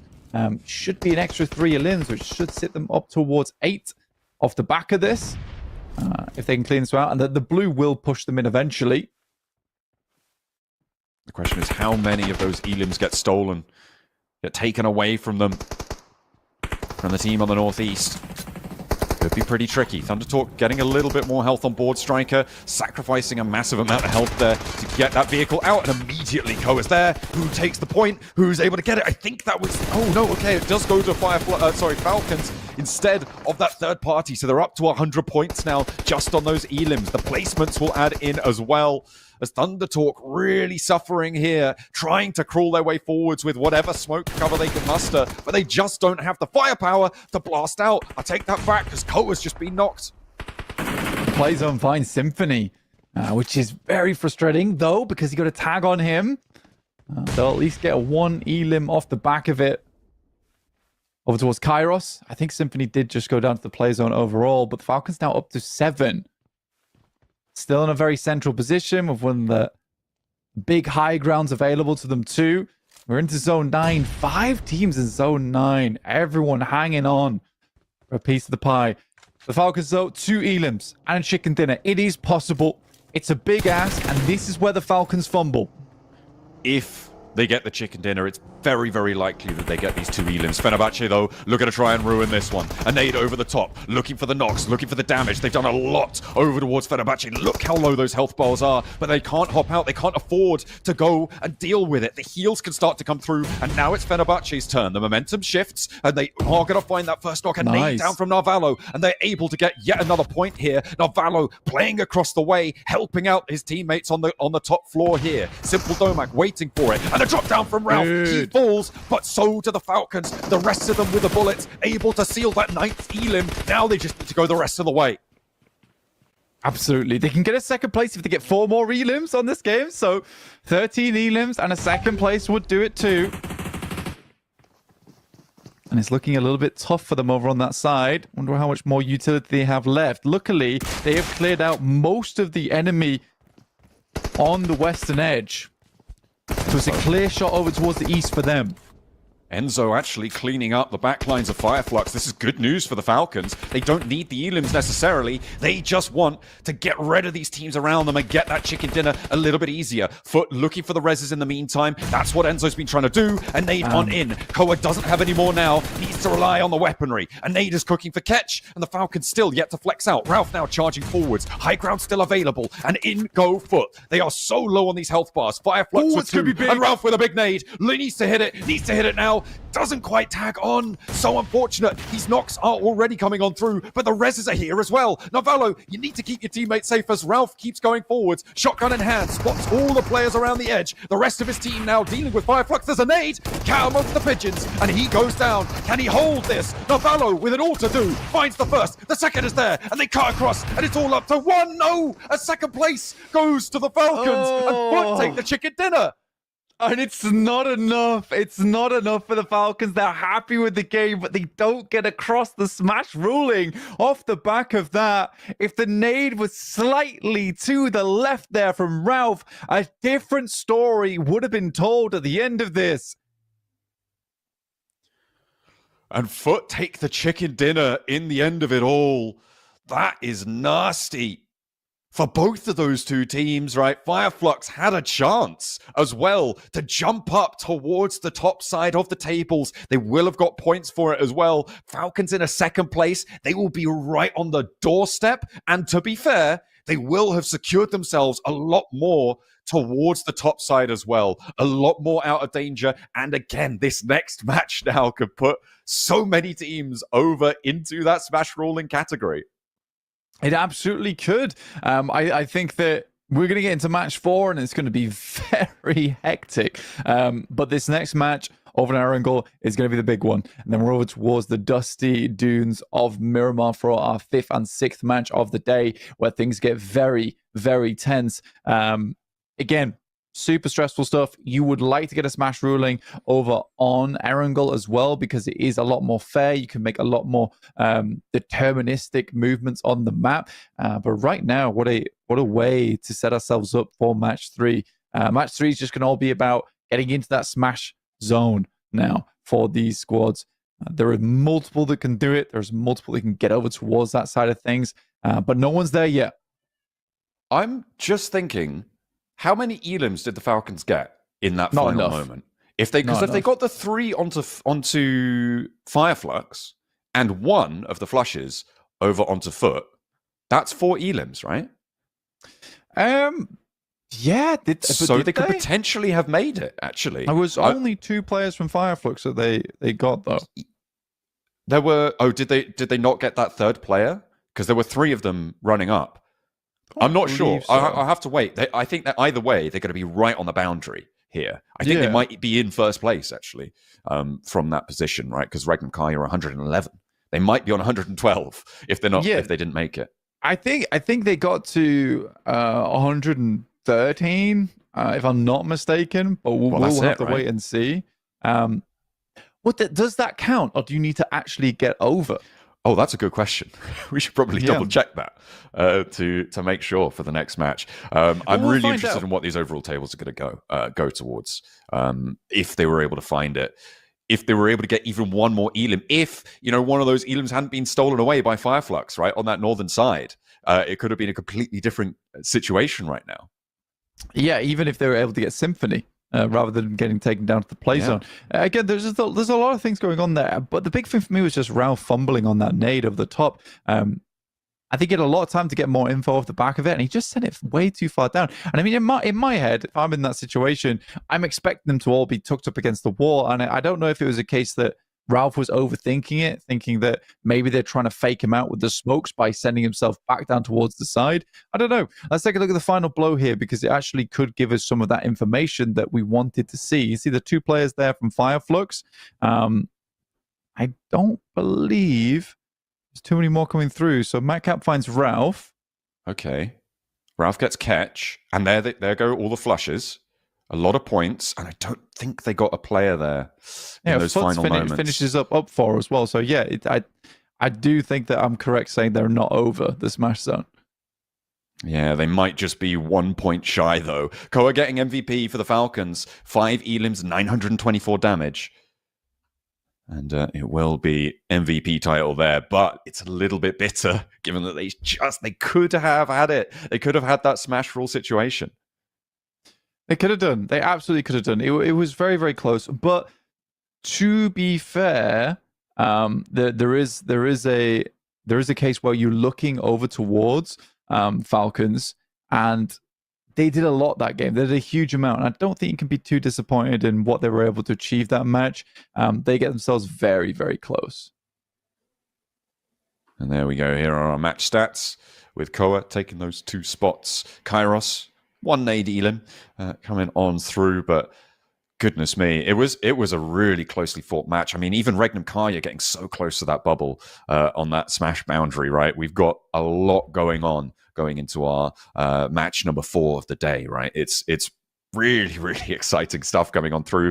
A lot more teams now also in contest for that 4th place. The Boars dropping down. S2G in danger. You've got Kara on that rise. You've got Papra Supermassive doing bits. I mean, even Fireflux now are back coming on in. Foot get the chicken dinner. They're kind of irrelevant to this tournament right now. They do manage to get a lot of points there, but it may be too little too late for them. They managed to get, 7 elims, so 17 points on the game. Yeah, again, 17 points on the game is not terrible, but that should push them up a little bit further overall. For Fireflux too, they were chasing. We'll see how well they've done. And it is such a crazy grouping on the scoreline, right? Everyone's close to the bullseye here. Let's take a look at some of those replays coming through. Foot starting off pretty strong there. This is Kara going down from, again, it was a very, very messy fight here versus Bra. I wasn't sure exactly what was going on within the team, and then they're not able to bring things through. Regnum Kaya could have maybe taken that same rotation that Barside took over towards the warehouse. Then again, if you are Regnum Kaya and you have the experience over the years of international gameplay, you know firsthand that rotation doesn't work. This time it does. For the first time ever for Barside, everyone makes it past. I mean, yeah, it's one of those like, oh, well, 99 times out of 100, you just don't make that, so we're not going to do it. Well, that was the one. That was the one time. Just kind of crazy. And again, that's an interesting factor when you talk about different stages of competition, when you talk about what sort of play style is effective. You do have to a certain degree, play to the lobby, right? In an international top skill, best in the world kind of situation, that never works. Like, not even 1 in 100 times does that work. But being aware of the skill level of your opponents is oftentimes more important than the familiarity with the rotations themselves. I would agree. I definitely agree. I think that for Boars, that certainly has been a big factor for them, hasn't it, really, when it comes down to it. But yeah, a real struggle towards the end here for Falcons. They get close enough, though. And I think for Falcons being up towards the top side of the lobby, you saw that they were all fist bumping away. They were all very happy with how it all broke down. And here's our stats after the back of it.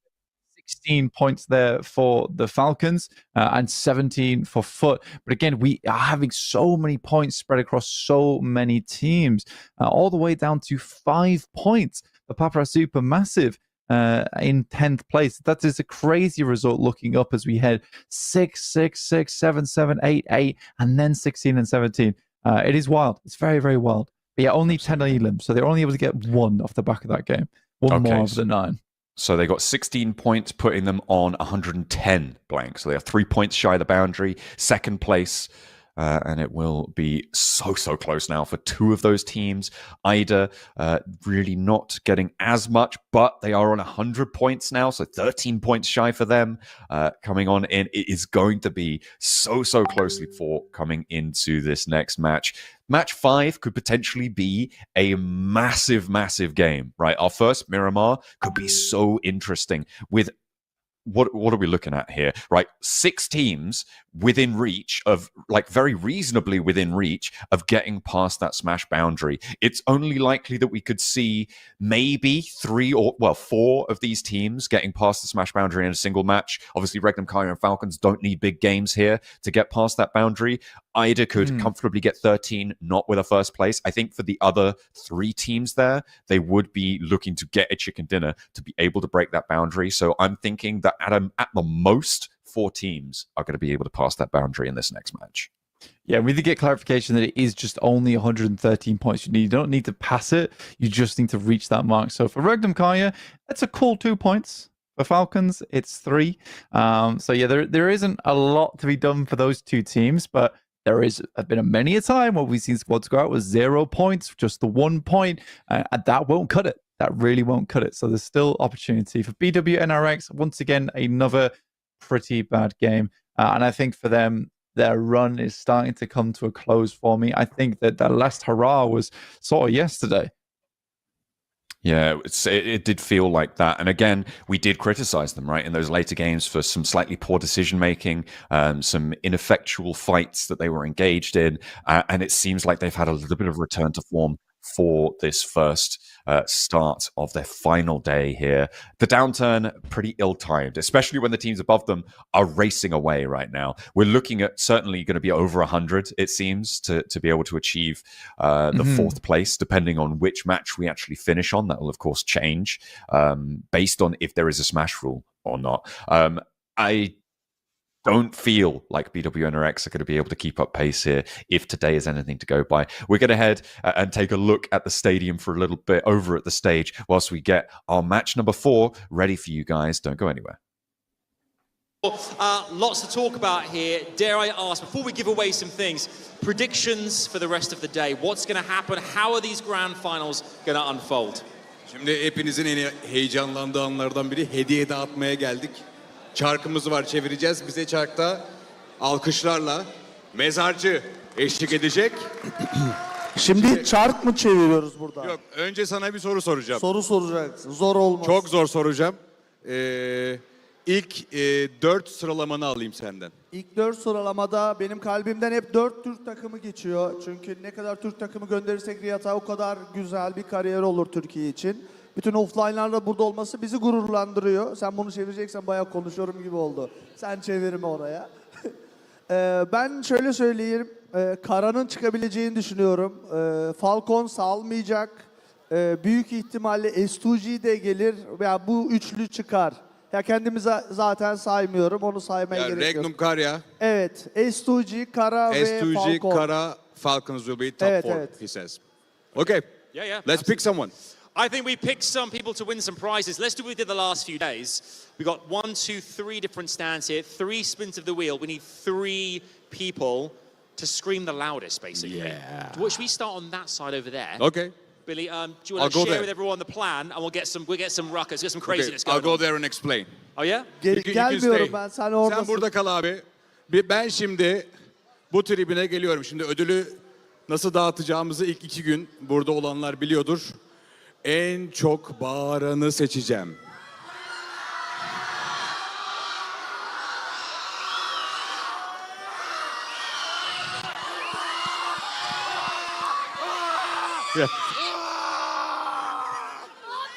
Bir dakika, mikrofona bağırır mısın bir? Okay, I picked this little fellow. Bu arkadaşımızı seçtim. Şimdi özellikle istediğim bir ödül var mı? Mousepad olur, tişört olur, çanta olur, oyun içi kostüm olur. Tamam, o zaman çarkı çevirelim. Ne gelirse şansına. Mezarcı Bey, çarkı çevirebiliriz. İstediği ödül neymiş beyefendi? Dedi ki Mezarcı abimden ne gelirse kabulümdür dedi. Harbi mi? Tamam. Should we spin the wheel? Right, let's spin the wheel. Let's see what happens here. Here we go. Tam olarak It's öyle spinning. demedi ama olsun. Kendimi çarkı felekte gibi hissettim bu arada ya. And let's see what it's gonna be. It's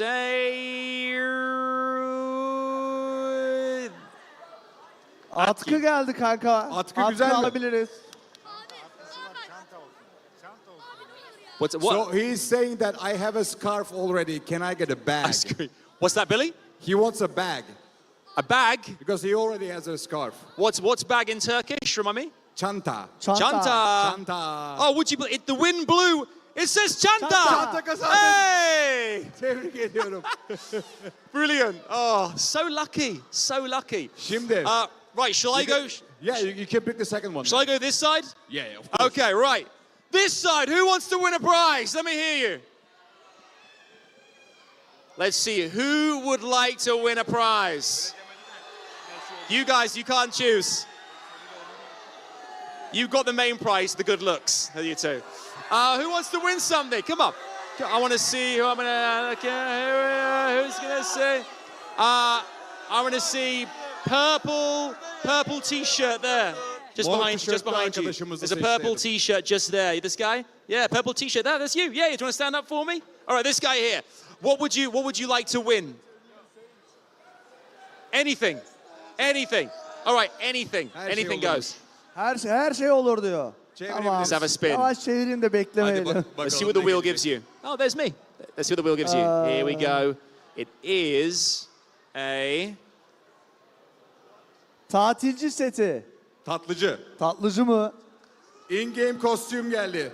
You got some Olur in-game mu? cosmetic Kostüm olur stuff. mu? Happy with that. Very happy. That's a Very nice happy. skin. We're very Yeah. happy with that. That's a great prize. Okay, we come back to the main floor. Evet. Let's for a change. You stand over there. I'm going to stand on this side. Yeah, let's change it just for fun. We're throwing the whole production out of whack here. I like this. Okay, Evet. we need one more. Şimdi ben seçiyorum değil Do you mi? want to choose someone? Okay, who wants to win something, guys? Gidelim. Burası komple bizden zaten. Bak hepinizi seviyorum. Herkes Renkayla Tospik falan filan. Ben de bir bayan seçmek istiyorum. Şu hanımefendi olsun. Ne istersin? Özür dilerim. Onlara ben ayrı hediye veririm. Hiç fark etmez dedi. Ben çevirmeye geri dönüyorum o zaman. Doğru mu? Okay. Sen çevir. Fark etmez dedi. Aynı anda çevirelim. Çevir. Sana doğru. Bu tarafa. Evet, So what are evet, we? tamam. What are we hoping for here, Billy? What are we I hoping don't know. for? What Anything? Ne istiyor? Fark etmez. Fark Okay. etmez. Tamam. It's gonna be. Acaba ne It's gelecek? gonna be me. What's it gonna be? It's gonna be a. Keep T-shirt. the wind blew. A T-shirt. T-shirt. A T-shirt. Yeah. Love that. Thumbs up. Süper. Thumbs up. That's great. Thanks very much. That's great. Teşekkür ediyoruz Ben mezarcıya. teşekkür ederim. Kendinize iyi bakın. Başarılar bol şans. bize. Thank you so much. Kolay Thank you so gelsin much. size. A big round of applause. Mezarcıya bir kez daha bir alkış alabilir miyiz sizlerden? But Billy, as much as I love this wheel, our friends at Kelme have got 5 goodie bags to give away as well. Should we give out some more prizes? A few more? Şimdi Adam diyor ki sponsorumuz Kelme'den 5 kişilik daha hediyemiz varmış. Versek mi acaba diyor. Yeah, we down for that? Ya bence yeterince istemiyorlar, vermeyelim. It's not loud enough. I need more. More. Better. Tamam, verelim o zaman. Right, shall I go this side first? Okay, you Go start this side. from there. I'll start from there. Okay. I'm gonna do one over here first. Okay. Ready? Okay, here we go. Adam oradan Okay. seçecek bir kişiyi. Okay. Who would like to win something? Anybody? Who would like to take away a Kelme bag? Okay, let me see. Let's see. Okay, well, lots of screaming. This guy, just here, we are screaming a lot here. What's your name? Furkan. Are you having a good day? Anlamıyorum. Congratulations, you can take away a goodie bag. Good job. Good job. Fist bump. Let's go. Tamam. Furkan Good job. There we go. There we go. kardeşimiz ilk We got şanslı one. isim. Huh? Furkan. Fulka?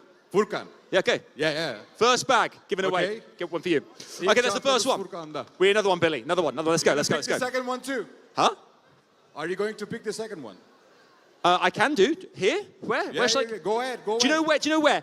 The balcony up here. This balcony, I think we need to give one away out this way. Should I give a balcony up here somewhere? Okay. Let's give another bag. The Yukarıdan balcony birilerini up here. seçiyoruz Let me see you. seçiyoruz da.